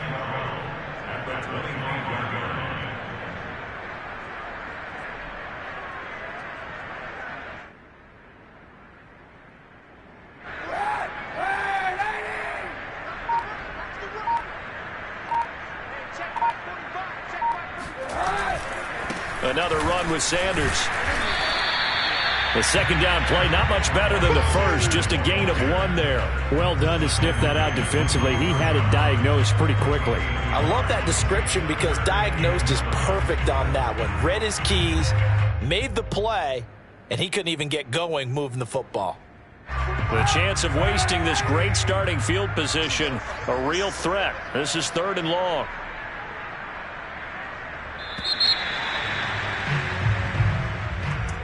It's one thing to win. It's another thing to win and put up the amount of points that they did. Boy, were they clicking on offense. They can't help but feel great about themselves, can they?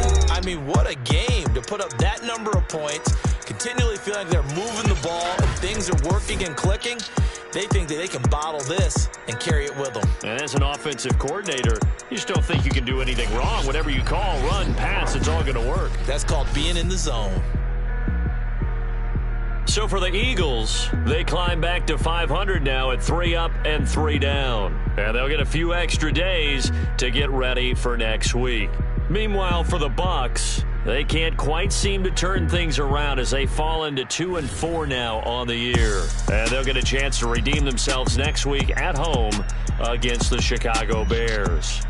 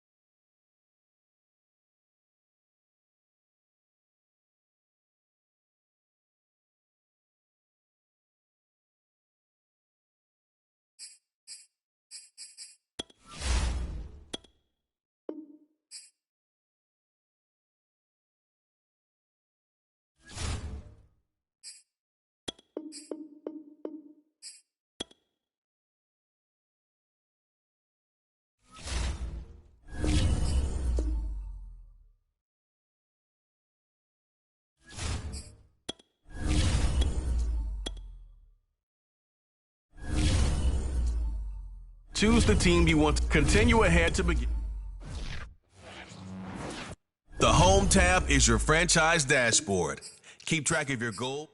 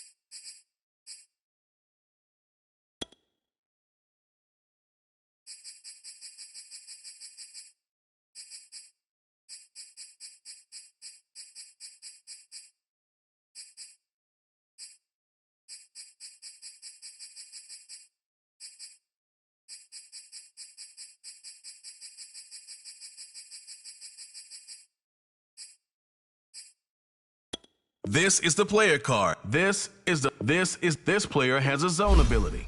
This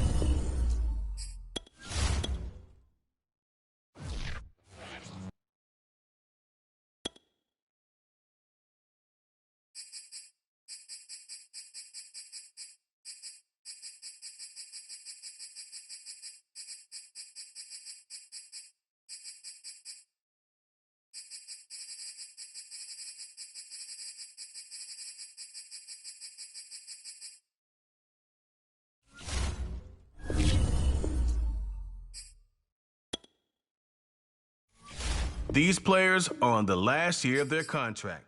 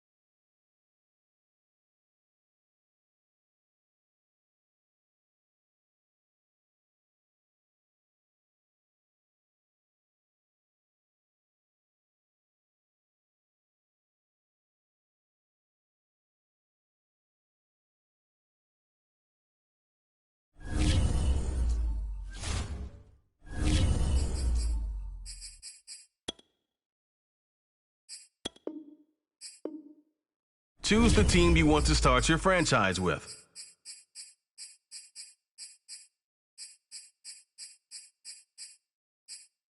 Continue ahead to begin.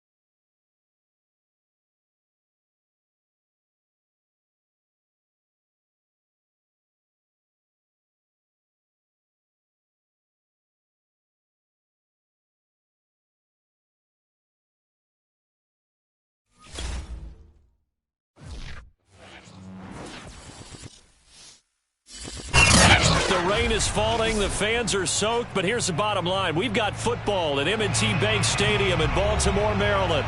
The two teams emerging from their respective tunnels a minute ago to the approval of this Baltimore crowd. They're all set as their Ravens will match up with the Los Angeles Chargers.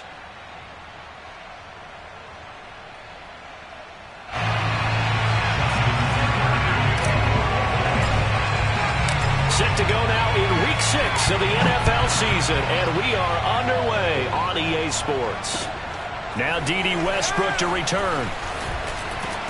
And taken down just past the 20 at about the 21-yard line. First and 10 at their own 21-yard line.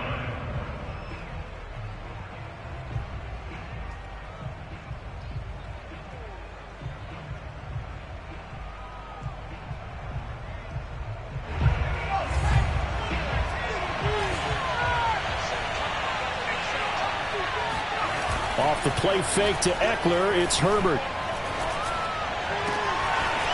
Finds the open man, it's Mike Williams. And he will finally be taken down, but not before he reaches the 38. Some early fireworks on the first play from scrimmage. The last fireworks I saw, July 4th, okay? Here they are celebrating the start of this game the exact same way. Explosive right out of the gate. On first down, it's Herbert. And it's incomplete. Took a shot, couldn't connect. Trying to get it there to D.D. Westbrook. That'll bring up second down. And, Charles, you wonder about this defense coming in. I mean, look, it's no secret they're playing a team that's down on its luck right now. Losers of 5 straight. How does that change how you prepare for a game? Well, to me, the first thought is you just get after them early, right? Take away any chance of them building any confidence. But the second thing is you prepare a little bit differently. You've got to expect this team to take chances, go for it on 3rd and 4th downs, run a lot of trick plays, anything to try and break their losing streak. So you must stay alert and stay aware. In need of a conversion on 3rd down. They had the big play to start the drive. Not much sense. Out of the gun, Herbert. Trying to get it to Williams, but it's intercepted. Picked off around the 27. So far this season, this defense has had their issues against the pass, so that's a great sign for them to get the early pick. Yeah, confidence builder for them and an absolute shock for the quarterback because he went into it. He saw the numbers we saw. He watched them on tape. I think he came into this one thinking this is going to be a big day, and it very well could be. Under pressure, and he will go down. Sacked back at the 38. The former 3rd-round pick, Justin Jones, bringing the lumber that time. So 2nd and long, and got to be careful not to fall out of field goal range. Another try after the first down sack. Jackson. That ball caught. It's Mark Andrews, the tight end. And they'll wind up getting this one all the way down inside the 20. That one a gain of 20 and a first down.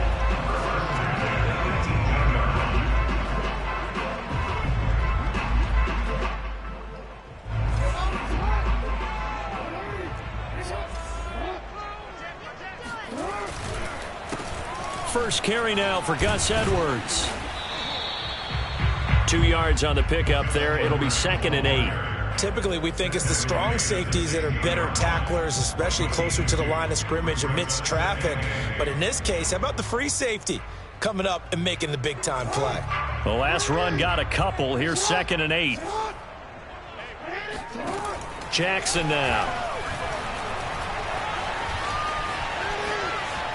Escaping the pressure right. And he's got this inside the 10 to the 9 before he's out of bounds. Give him 7 there on the tuck and run, and they're in better shape now for 3rd.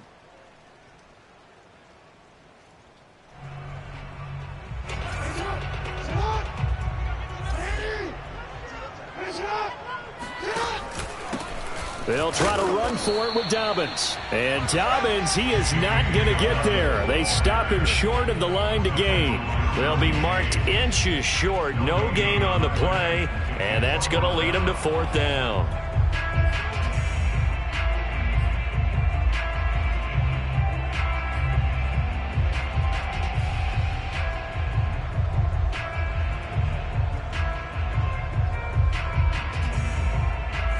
Ashton Tucker for the field goal. A 25-yard attempt.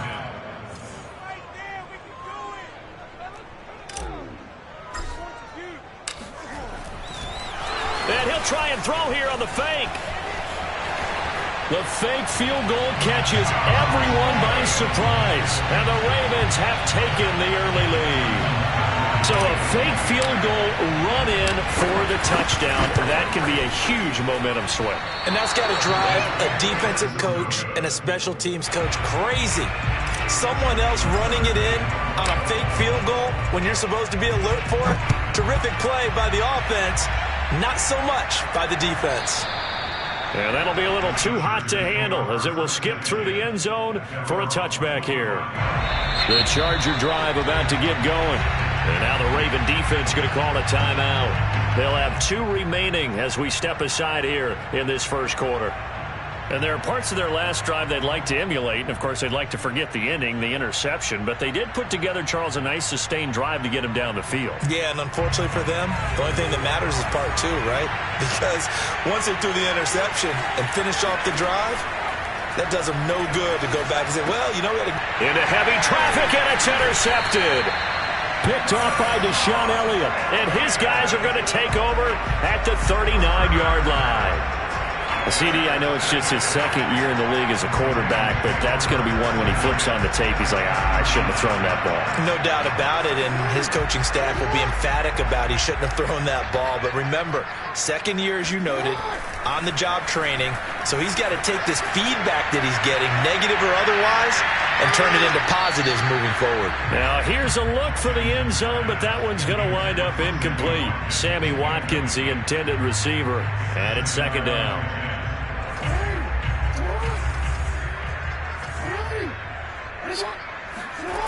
Now it's Jackson. They're looking for Andrews, but this is intercepted. Picked off by Nasir Adderley. And he'll bring this all the way up to the 45-yard line. So a first interception thrown for him there, and that really not the best decision either. Not at all, and that's something he did not do in their victory last week. No interceptions in that game, but this defense, they're able to take advantage of an early mistake. Now let's see if they're going to turn it into points. A solid run on first down, gain of 7, leaves them with a 2nd and 3.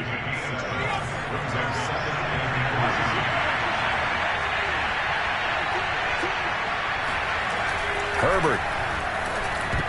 Looking middle, and it's incomplete. He was looking for Mike Williams that time, and it's 3rd and short. Now, this defense for the Ravens, they were excellent a week ago in that victory over Indianapolis. It was a little bit enlightening talking with the defense coordinator about their performance last week because the feeling was that it was a good, solid performance. They did what they needed to do to get the job done and get the win, but definitely a few lapses that they're looking to correct. Allen's first catch, good for a first down.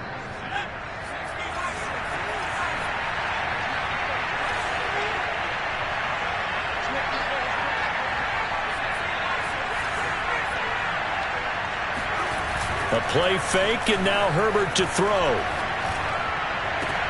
And this one is incomplete. Keenan Allen, the intended receiver, but it'll be 2nd down. Charles, he doesn't seem to be particularly in tune with his receivers, just 2 for 7 throwing the football, but he did seem really locked in before the game. Yeah, and that has to do with receivers sometimes. Sometimes the defenders knock them off their routes, and they're usually pretty precise. 1, 2, 3 cut, balls out of his hands to the receiver. In this case, might be off by a half step either way. They've got to find a way to get back in sync. And this throw incomplete. Now the defender all over him that time, but it's going to lead to 3rd down. So back-to-back incompletions, and that has him staring at a 3rd and 10. Now Herbert with it, looking to pass. And that will be incomplete. By the way, I got to apologize because I just realized for about the last 4 or 5 plays I'm eking over in your territory up here in the booth. My bad. I'm going to get back over to my spot. Yeah, we're not talking about our on-air commentary. I mean, what is all this extra paper? I mean, this is unusual for you. My bad. Normally you run a really tight ship. What's going on here? Just like that incomplete pass, I'm going to try to tighten things up here for this next play.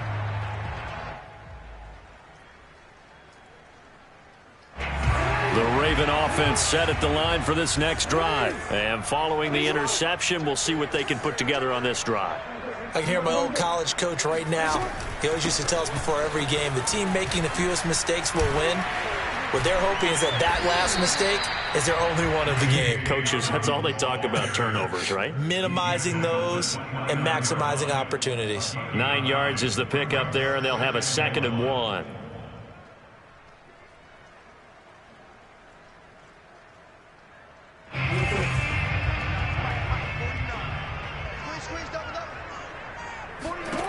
From the gun, Jackson.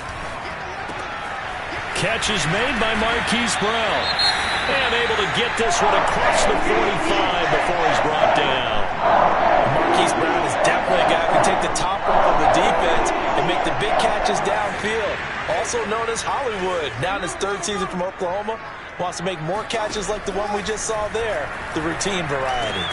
This pass complete. Jackson finding Andrews. And he's going to get a solid gain of 9 before being brought down. 2nd and right at a yard. Give him 9 there on the first down completion.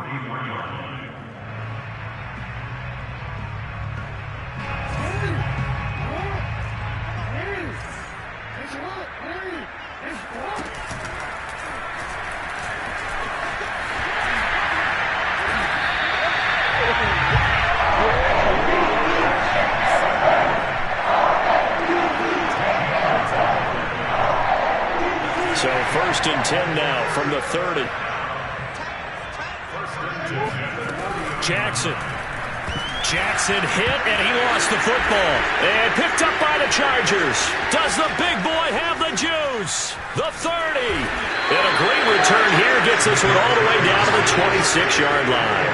And hopefully for both sides, not a sign of things to come, Charles. This morning, it was so perfect outside, but we knew this weather was coming, and we see the effects of it here early on. And I wonder if how perfect it was this morning has psychologically fooled everyone. You know, it's almost like even though we were told the weather was coming, and you know the teams knew it as well, that maybe they got fooled. And he's in for a Charger touchdown. Just a terrific run there, Charles, from a running back who is so compact and powerful, and that strength was on display there. And as a former defender, I can tell you with certainty, those are the ones that have you losing sleep at night. I would not like to be in that film room on Tuesday going over that one. Just a pretty poor effort defensively, and it leads to a big play. Footing always a concern, but the extra point's up and good. And they take the lead here at 7-6. Bailey now to kick it away after the touchdown.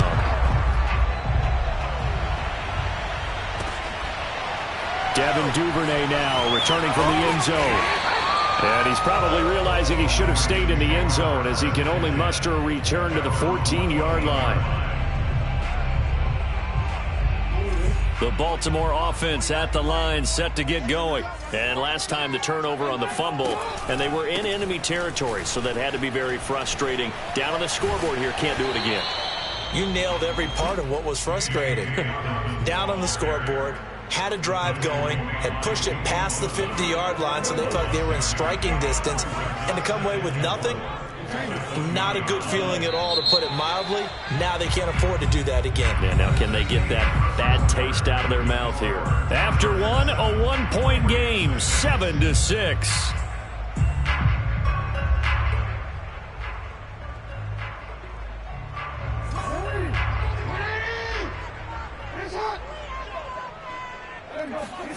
On 2nd down and 4, Jackson slings it to Andrews, and it's complete. The tight end has it. He's got this almost to the 40 before going out. 19 yards there on the catch and run. And a good catch there by Mark Andrews. And many think that paired with Lamar Jackson, they may be the best quarterback-tight end combo this side of Mahomes and Kelsey.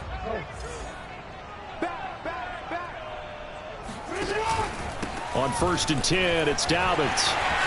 Room here to run. And he'll be taken down, but not before he gets into enemy territory. 15 more there, and they're on a roll. It's another first down. First and 10, 46-yard line.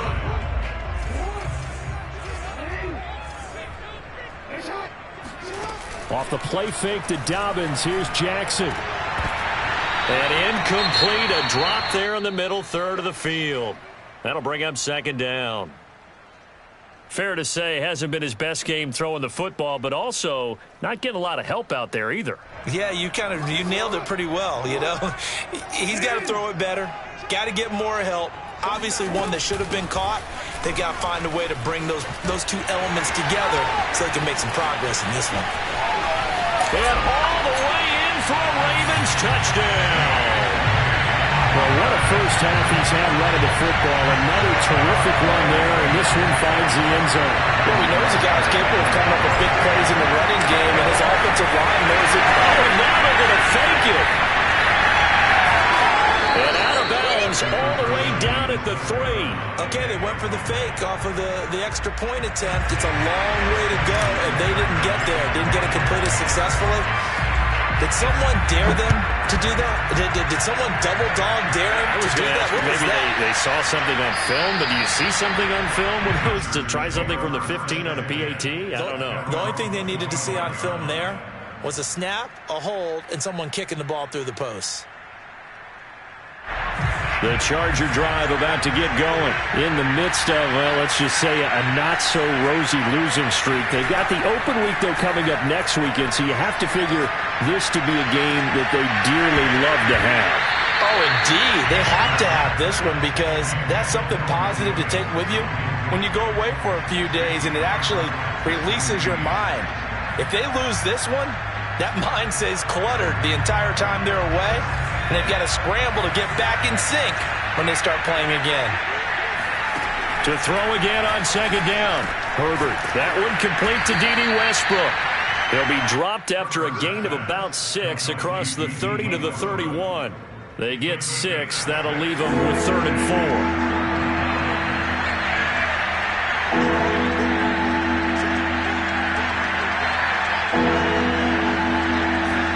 4. Here's Herbert. And that's going to be incomplete. The contact there enough to jar that ball free, and it brings up 4th down. Here's Matt Bosher now as he'll punt it away for the second time.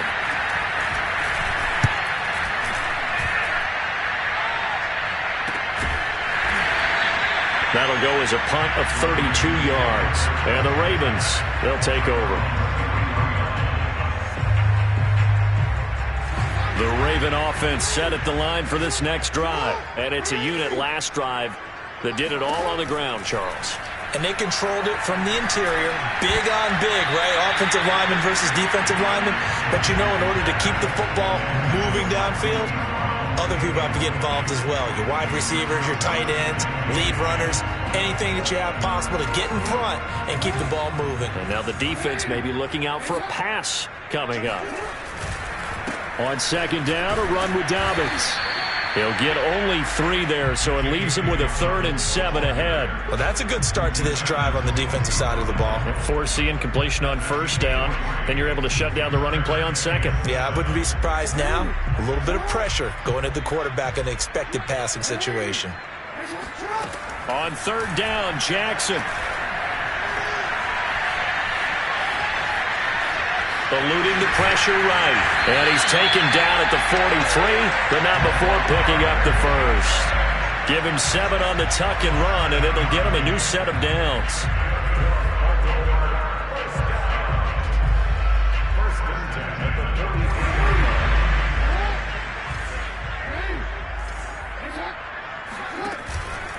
They'll run on first down. Dobbins. And he'll take this one up close to about the 45. Give him a couple on the carry there. 2nd and 8. Well, every now and then we have to let a cliche fly, partner. And in this case, what do they say in the NFL? Your best ability is often your availability. And this is an extremely durable kid coming out of Ohio State. Carried the ball every time they even thought about running it. Wore down defenses and able to break big runs late in games.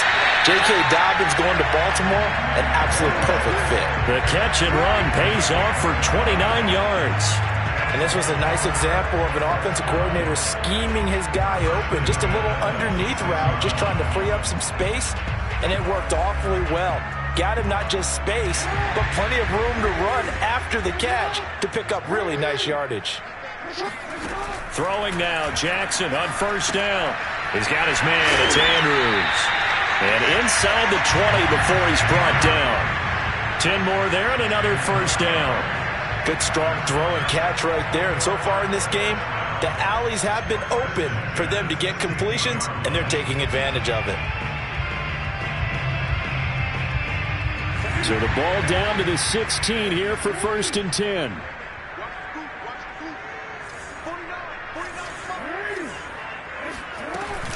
They go back to the ground with Dobbins. He takes us down to about the 12 for a gain of 3. He was brought down by Chris Harris. A 3-yard pickup brings up 2nd and 7 at the Chargers' 12-yard line.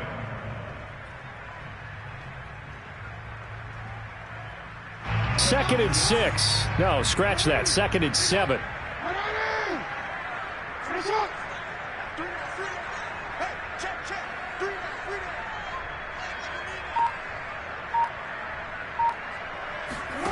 To throw is Jackson. Oh, he tries to force it in, and it's intercepted. It's Chris Harris with a pick. And a terrific return as he takes this thing all the way down near the 20-yard line. They are in an interception mood on defense. Had 2 nice interceptions a week ago. Now 2 here in the first half. Yeah, we call it ball hawking. And the only way to truly be good ball hawks is not guessing. It's not just simply anticipation. It's study and understanding what they like to do and beating them to the spot and creating big plays. They're watching the film, and it's working. So after the run for no gain, here's 2nd and 10. Here's Herbert. To the end zone, but it's incomplete. That was a touchdown if he could have hung on. Instead, it was a well-timed collision to jar that one free. And 10 yards to go.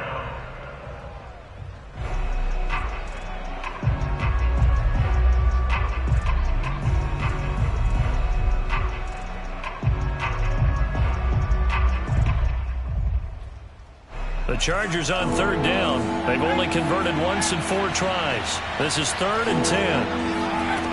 Herbert now. On Herbert, his 3rd interception.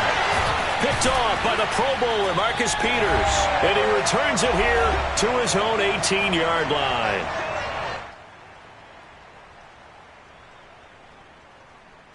A reminder, once we hit halftime, as we do all season, we'll send it down to Jonathan Coachman in Orlando. He'll have all the stats and scores from games in progress around the NFL. The best multitasker in the business. And nothing but green grass here, middle of the field. 20. And all the way in for a Ravens touchdown. Like so many wide receivers, he is a threat with the ball in his hands, and he's able to do his damage here after the catch. And I think this is what the early proponents of the forward pass were thinking about. Get it to a receiver and have him do some work afterwards in order to create the big play we just saw there. So with the missed PAT in his rearview mirror, he goes back out to kick this one off. And a fair catch signaled for and taken successfully.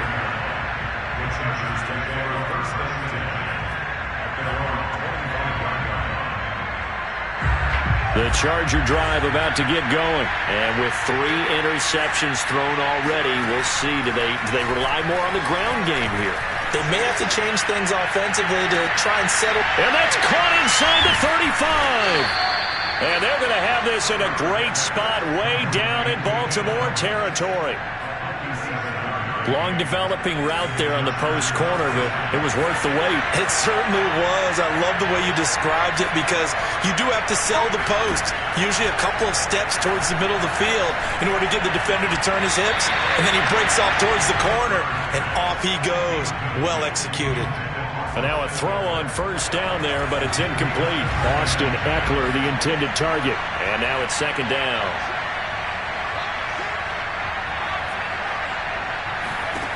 Justin Herbert looking to pass. Oh, he dropped it. They were looking for him in the middle 3rd. He couldn't catch it. Now 3rd down. So back-to-back incompletions.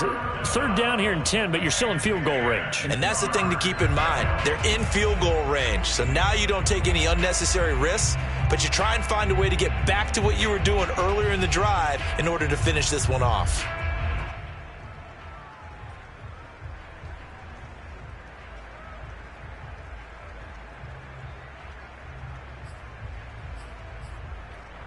This offense was on the move. Now 2 straight incompletions have them looking at 3rd and 10. Again, Herbert.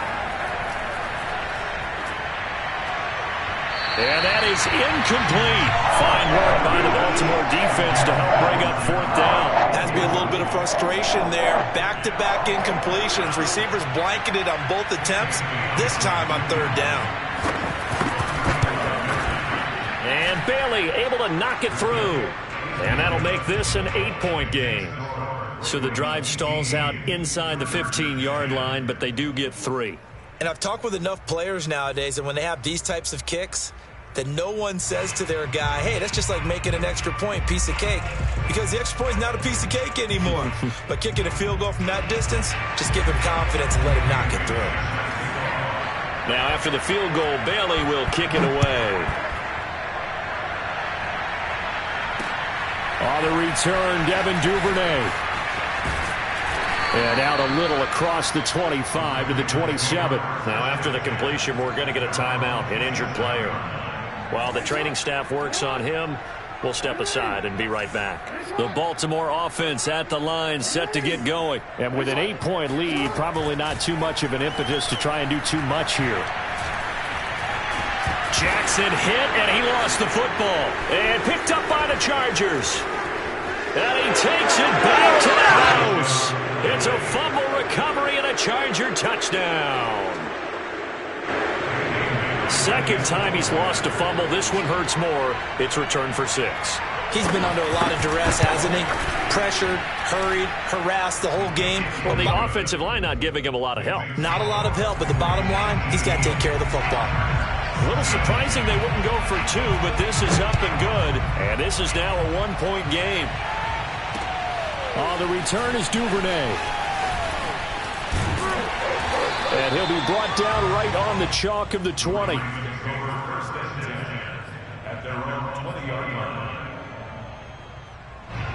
The Raven offense set at the line for this next drive. And with a 1-point lead, you'd have to think they'll be looking just to get this to halftime.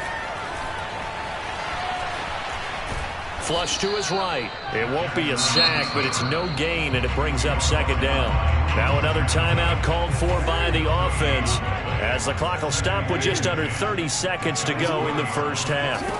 To throw again on 2nd down, Jackson. Oh, looking for Andrews downfield, and that's going to be incomplete. Good effort there, trying to take a shot, but it's 3rd down. Certainly no lack of aggressiveness here. They were hoping for the home run play to get them 6 points. They're hoping for a catch, maybe a call, but they figure they can at least get into field goal range with a completion. He's caught on the sideline, but he's not going to have a first down.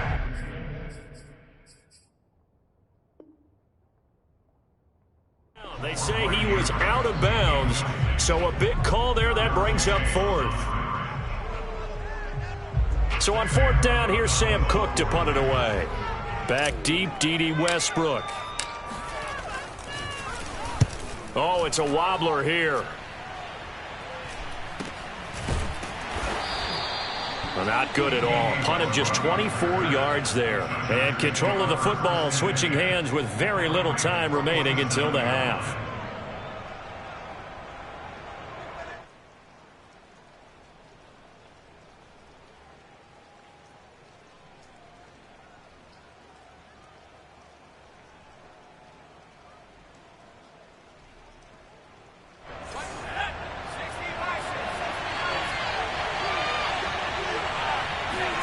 They'll fake the handoff. Now Herbert. He's going to let it go end zone for Allen. And that is incomplete. Oh, he had it and dropped it. That is an unforced error there, and it takes away what could have been a touchdown.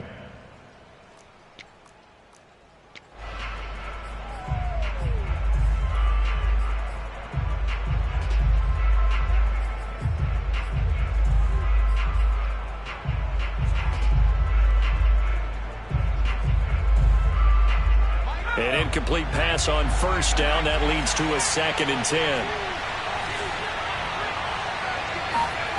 A final shot before the break for Herbert. And he's going to go down. Couldn't get a throw off with the pressure. Maybe that was for the best, as that brings us to the end of this first half of play. With both of these offenses having their way, it's not likely they'll need to be doing a whole lot at halftime. But the defenses are definitely in need of some adjusting. And for the call of the second half, let's go back out to Brandon and Charles. Thank you, sir. A field goal separates these two teams as we come back for this second half. Forecast calling for more of the same. The rain set to continue as we are underway in the second half. And beyond the 20, but not by much. In fact, just a yard pass there to the 21.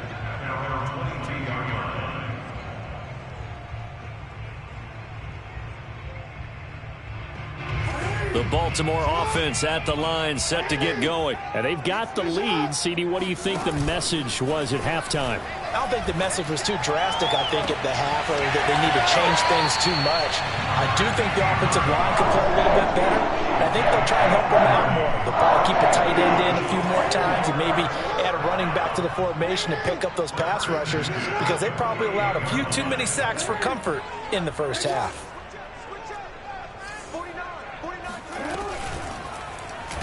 They run the option here on 1st and 10.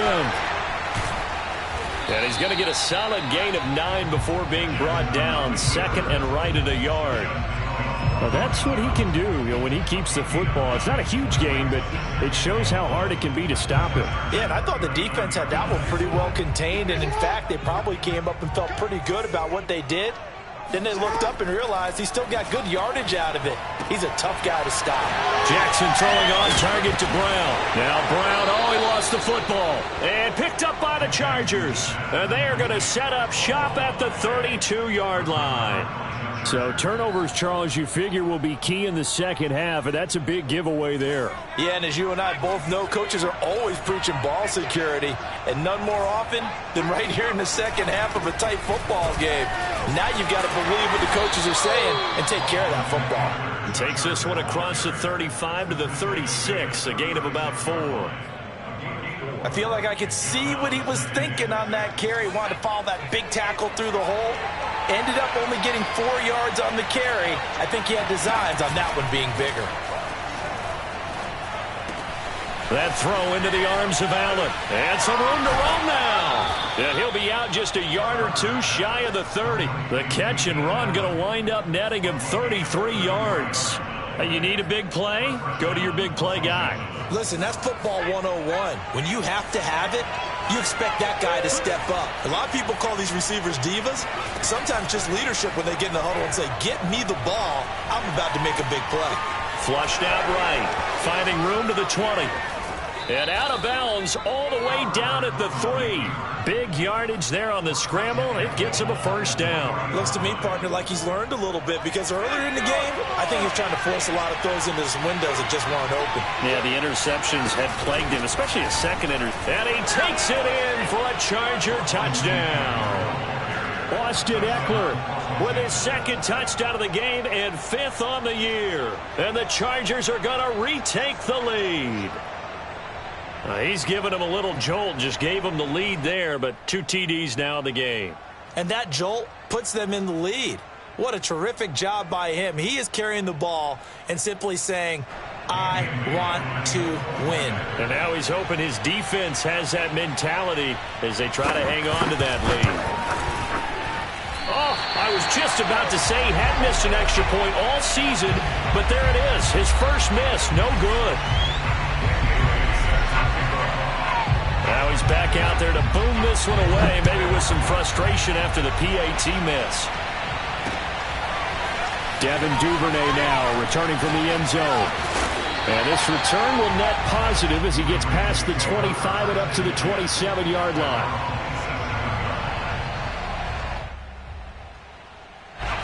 The Raven offense set at the line for this next drive. And they had the fumble last time that led to a touchdown. That's a no-no.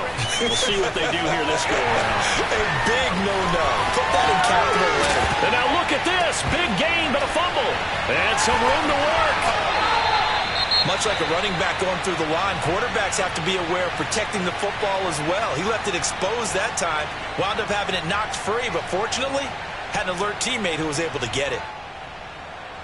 So the big play gets him all the way down to the outskirts of the red zone here for 1st and 10. Now it's Jackson.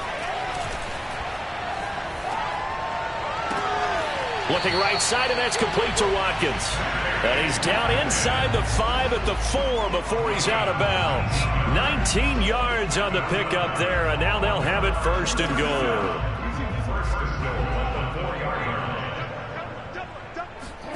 Now Jackson. Dance, and he'll take it into the end zone for the Ravens touchdown. Lamar Jackson with his 13th touchdown of the year and 2nd of the game. And the Ravens have once again taken the lead. John Harbaugh thought about it, and now his guys are going to go for the 2-point conversion. Jackson here, he's going to look to throw. Jackson hit, and he lost the football. And picked up by the Chargers. Accelerating, and off he goes. He's at the 50. He's at the 40. But Charles, I guess you have to give some credit to the fact that they rallied and made the tackle, didn't allow 2 points to go the other way there. Find that silver lining, because what happened prior to that was not positive. Go for 2, fumble the football, give up a return, but you're exactly right. They did hustle and prevented a score going against them.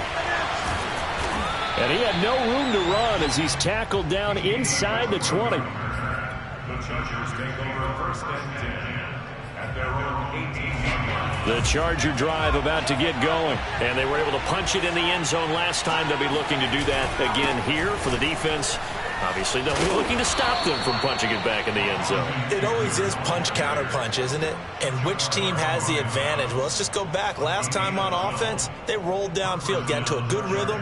You can see a little more bounce in and out of the huddle. You can see the sideline really get into the game. So defensively, you're thinking to yourself, how do we take that away from them? How do we get the advantage back? Let's see what they come up with. I think pressure is always the first way to go.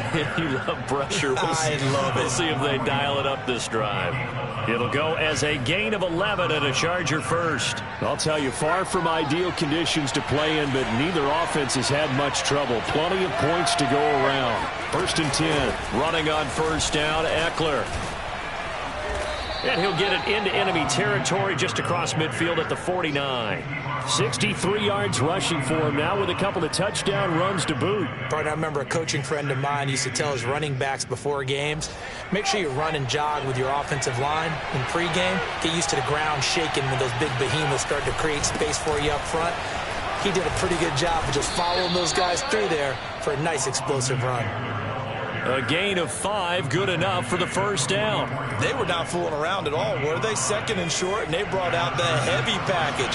Almost felt like the super heavy package against that defense, didn't it? Yeah, I don't think they expected that much beef up front, and it turned into an easy 1st down conversion. Oh, the ball comes out on the hit, but they'll say it's incomplete. Keenan Allen, the intended target, and that'll bring up 2nd down. They've given up a few 1st downs on this drive, but getting the incompletion there, that should give them something to build on and maybe turn the tide. A 3rd quarter now, a 1-point game as they line up 2nd and 10. A shotgun snap for Herbert. And that is incomplete. A lot of force bearing down on him there. He could not hang on. It's 3rd down. Well, this at least is the right idea. I think they've got to get the tight end more involved. He had just 1 target in the 1st half. Incomplete. Now incomplete here with the 1st target in the 2nd half. Yeah, should not stop them at all from going back to him. Find him. Find him. Nowhere to go for Herbert, and he's going to go down. So that time, Charles, a quarterback helpless really in the pocket in the face of a pass rush like that. They were on him instantly. And they decided to go with the safety blitz there. And look, if that gets picked up, quarterback really has the advantage then because they'll have more time to throw the football and some wide open space. But when it doesn't, That's a guy who gets a free run into the backfield, and oftentimes the QB ends up on his backside as he did there. As we check the next-gen stats, you'll see he had precious little time to do anything with the football there. The Baltimore offense at the line, set to get going. They'll throw on first down with Jackson. Escaping the pressure right. And he's going to be out up around the 45-yard line. Big yardage there on the scramble. It gets him a first down. Well, another fine run right there from Lamar Jackson. And CD, that one puts him over 100 yards now for the ball game. And remember when all we talked about were 100-yard games from running backs? That when a quarterback did it was a surprise? With Lamar Jackson, that's part of the package as well. He'll have as many 100-yard games in the season as the top running backs in the league. It's a 7-yard carry to set them up with a 2nd and 3.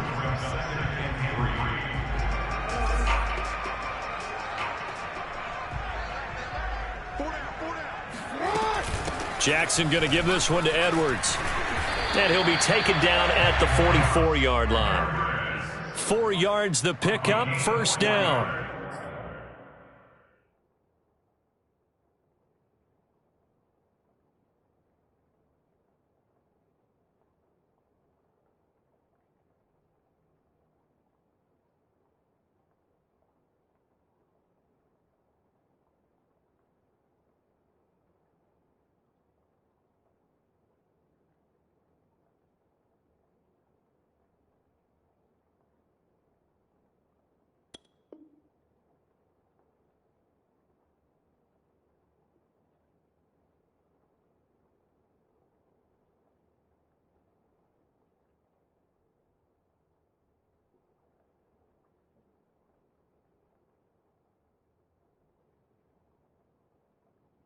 Well, you certainly have to give a little credit here because they are playing this game now at their pace.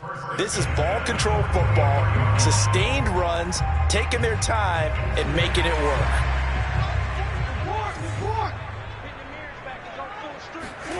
And now Jackson will look to throw it. Oh, for the 3rd time, Jackson going to be intercepted.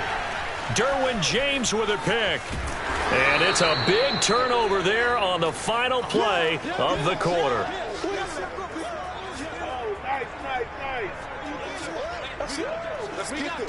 And as they come to the line, they will not be able to get off another play as time has run out on this 3rd quarter. We'll return with more after this. You're watching the NFL on EA Sports. Some good games going on in the early window. This might be the best of the bunch. After the turnover, here's Herbert. And it's incomplete. Boy, he doesn't drop many like that one. 2nd down. It's rare that a receiver of his caliber would drop one pass, but that's now 2 times he's had his mitts on one and lost it. Yeah, and I don't think that they're going to lose confidence in him, though, because of the track record. Such a good player, maybe having a bad game, but I think they'll still go to him in a critical spot. Another throw on 2nd down, and this one incomplete as well. Well, so far in this drive, they've done some good work. They force incompletions on 1st and 2nd down, bring up 3rd and 10. That brings up the big question. Do they bring pressure, or do they play coverage on this down? An important play right here, 3rd and 10. And I would expect pressure here. Going to throw on 3rd down with Herbert.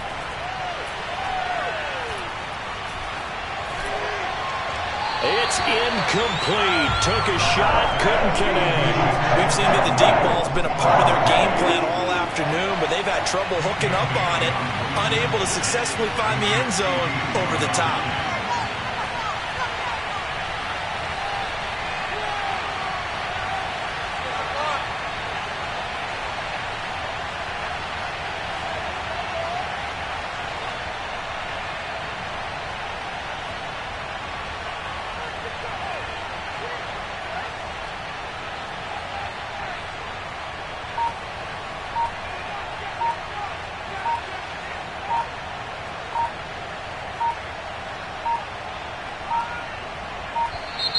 And they're not going to get the kick off in time.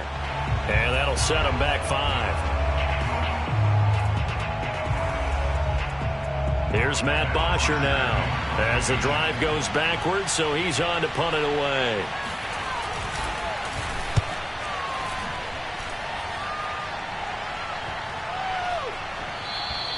And he didn't quite have the backspin on that one. It hits at the 4 and continues into the end zone. It's a touchback.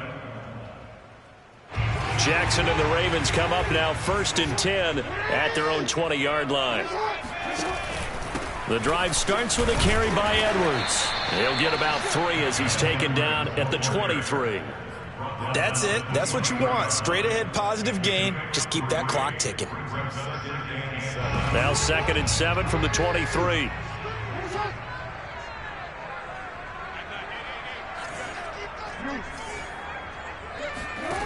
From the gun, Jackson. And there's a quick throw caught by Andrews. And he gets this one just shy of the 40, down at the 39. He has a first down, and that catch will also put him over 100 yards receiving now on the afternoon. On the handoff, Edwards. This will be stopped about 2 yards shy of the marker. 8-yard gain, 2nd and 2. If you can keep getting gains like that, Charles, with the lead here in the 4th quarter, I mean, keep running it, right? No doubt about it, but what the offense coordinator has to do is understand. They're going to continue to stack the line of scrimmage. What runs do you have in your arsenal that'll work against a stacked box and continue to move the ball? And he'll be brought down at the 48-yard line. 2nd and 2 is prime time for a little bit of a gamble, isn't it? Open up the playbook, go play action, toss that bad boy deep. But in this situation, go ahead and give it to your back. Let him pick up a first down. Keep the sticks moving. So from Charger territory now, here's a 1st and 10 at the 48-yard line. Meanwhile, the throw here is complete. Brandon, perfect defense in this situation would have meant that there was an incompletion. They would have picked it off. Okay, so they gave up the completion. But I really enjoyed watching how the defense stayed in sync, stayed in great communication, and as he dragged across each zone, you see him pointing, communicating. There he is, and they passed him off to each defender. Ended up making a nice play, even though it was complete. On 2nd down, it's Edwards. They'll fight forward for a couple down inside the 40.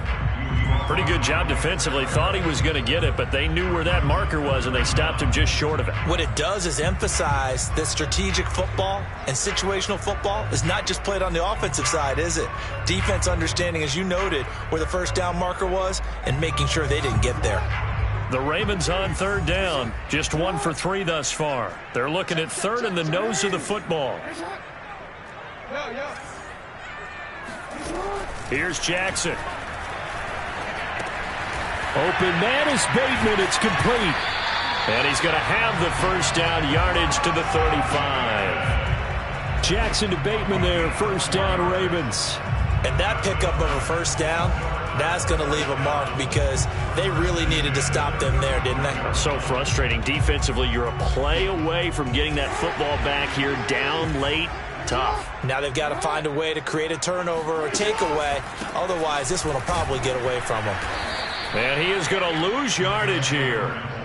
That's going to wind up a loss of a full 3 yards on first down. With his size, he's a tough man to bring down, but they do a nice job there stopping his progress and not allowing him to get back to the line of scrimmage. Now on 2nd and 13, Jackson.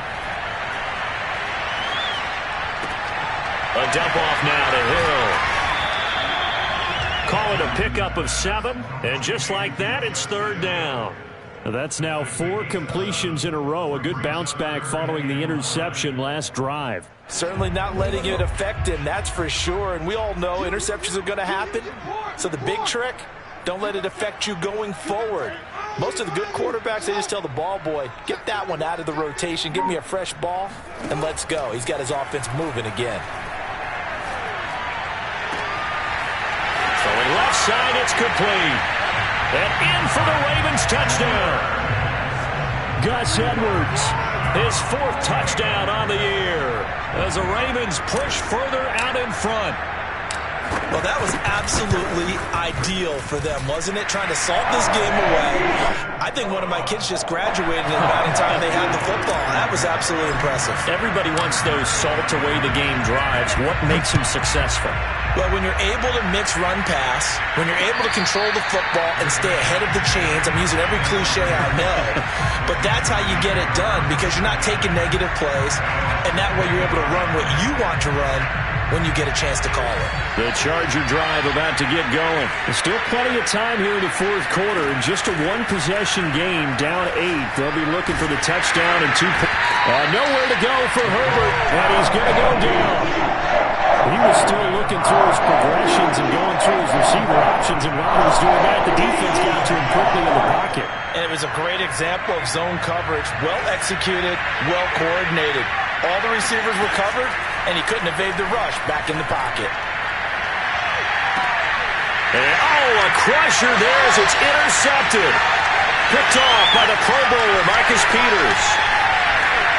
And he will bring this back. It's a pick six and a Raven touchdown. Well, this has just been obviously a dreadful day for him throwing the football. Now 4 interceptions. This one leads to 6 points going the other direction. Tough. Yeah, it is. And this feels old school to me because you never really took out your starting quarterback back in the good old days. No matter what was going on, he was your guy, and you rode him for better or for worse. In today's football, usually we got a backup who's warmed up and is coming to the game. So you can see an old school approach here that's not really benefiting him at this point. The Charger drive about to get going, and they just had that pick six. I guess the only positive maybe of them returning that for a touchdown. This offense, Herbert has it knocked free, and the Ravens have got it.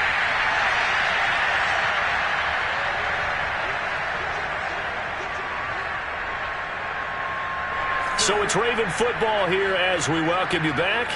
And no doubt what they're looking to do is just salt away the final couple of minutes and escape with a win. And he'll be taken down here at about the 11. Trent Murphy, the one to bring him down. And this is why aggressive defensive coordinators love to blitz. It wreaks havoc because they end up taking their attention to the blitzers, freed up the D lineman to make the play. And he'll find his way down inside the 10 to the 9-yard line. They follow up the first down 1-yard run with a minimal gain of 2. Tough day, tough sledding right there, and it's been that way the entire game. Not a whole lot of room to ramble for him. Yeah, you're right. It's been that way all afternoon. Didn't get a whole lot better there. On third down, here's Edwards. And it's a fumble. And picked up by the Chargers. And I think he's going to go. They're not going to get him. He's at the 50, 30, the 20, 10, and hold everything here. This one is not over yet. They return it for the touchdown. They continue to fight, don't they? This defense, Charles, they needed some type of a spark to help get them back in this game. I think they just got their spark. No doubt about it. You know, that's all they discussed. How can we get ourselves moving again? How can we get our team going? This definitely qualifies. Extra point up and good by Bailey as this gets them back within a touchdown and a 2-point conversion. The return is Duvernay. And he'll be out of bounds just shy of the 30, right about the 29. At their own 29-yard line.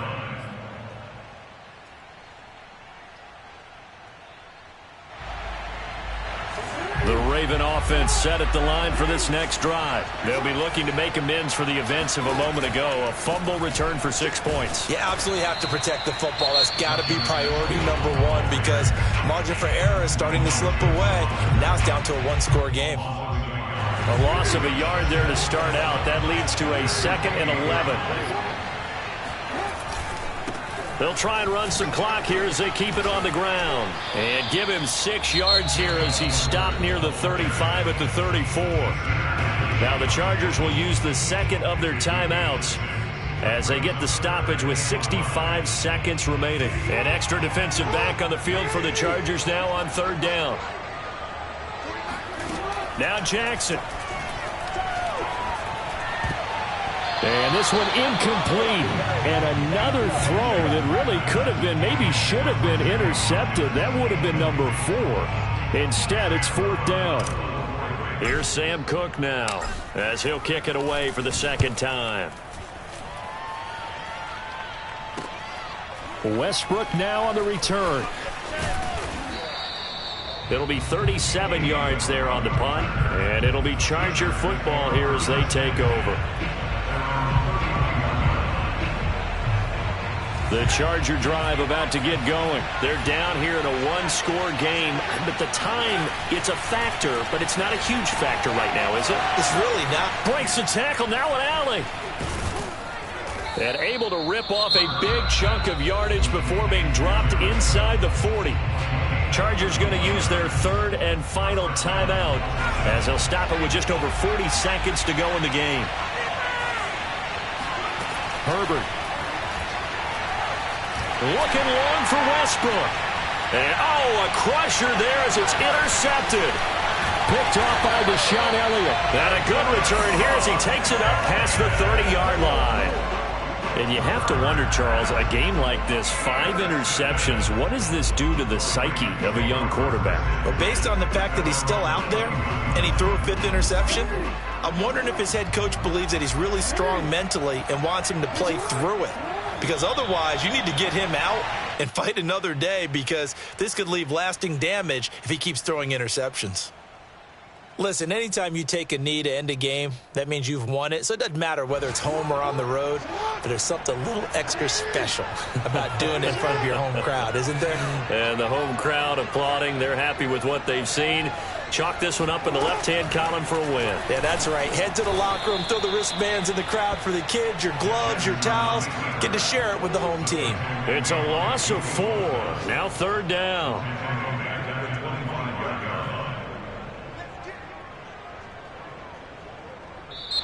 So the final seconds tick away in this Baltimore victory. I tell you what, I can't remember a defensive performance as good as this one. They seemingly forced turnover after turnover after turnover every time you turned around. Yeah, you just get going with it, can't you? After turnover, after turnover. As this game unfolded, they were doing all the dictating, right? They told the offense exactly how it was going to go down today. So you saw them deflate with every series, didn't you? Every time they ran onto the field, it was slower and slower to get to the football because they just felt like if we go out there, we're just going to turn it over anyway. So it was really, really a stellar performance. So for the Ravens, their good start continues as they get their record up to 4-2. And they'll have another home date next week as the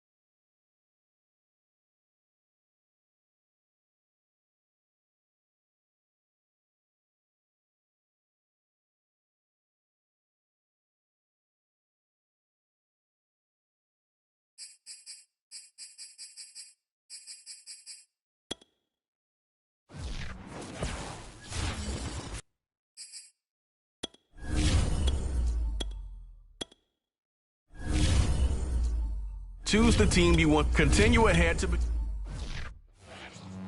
The Home tab is your franchise dashboard. Keep track of your goals.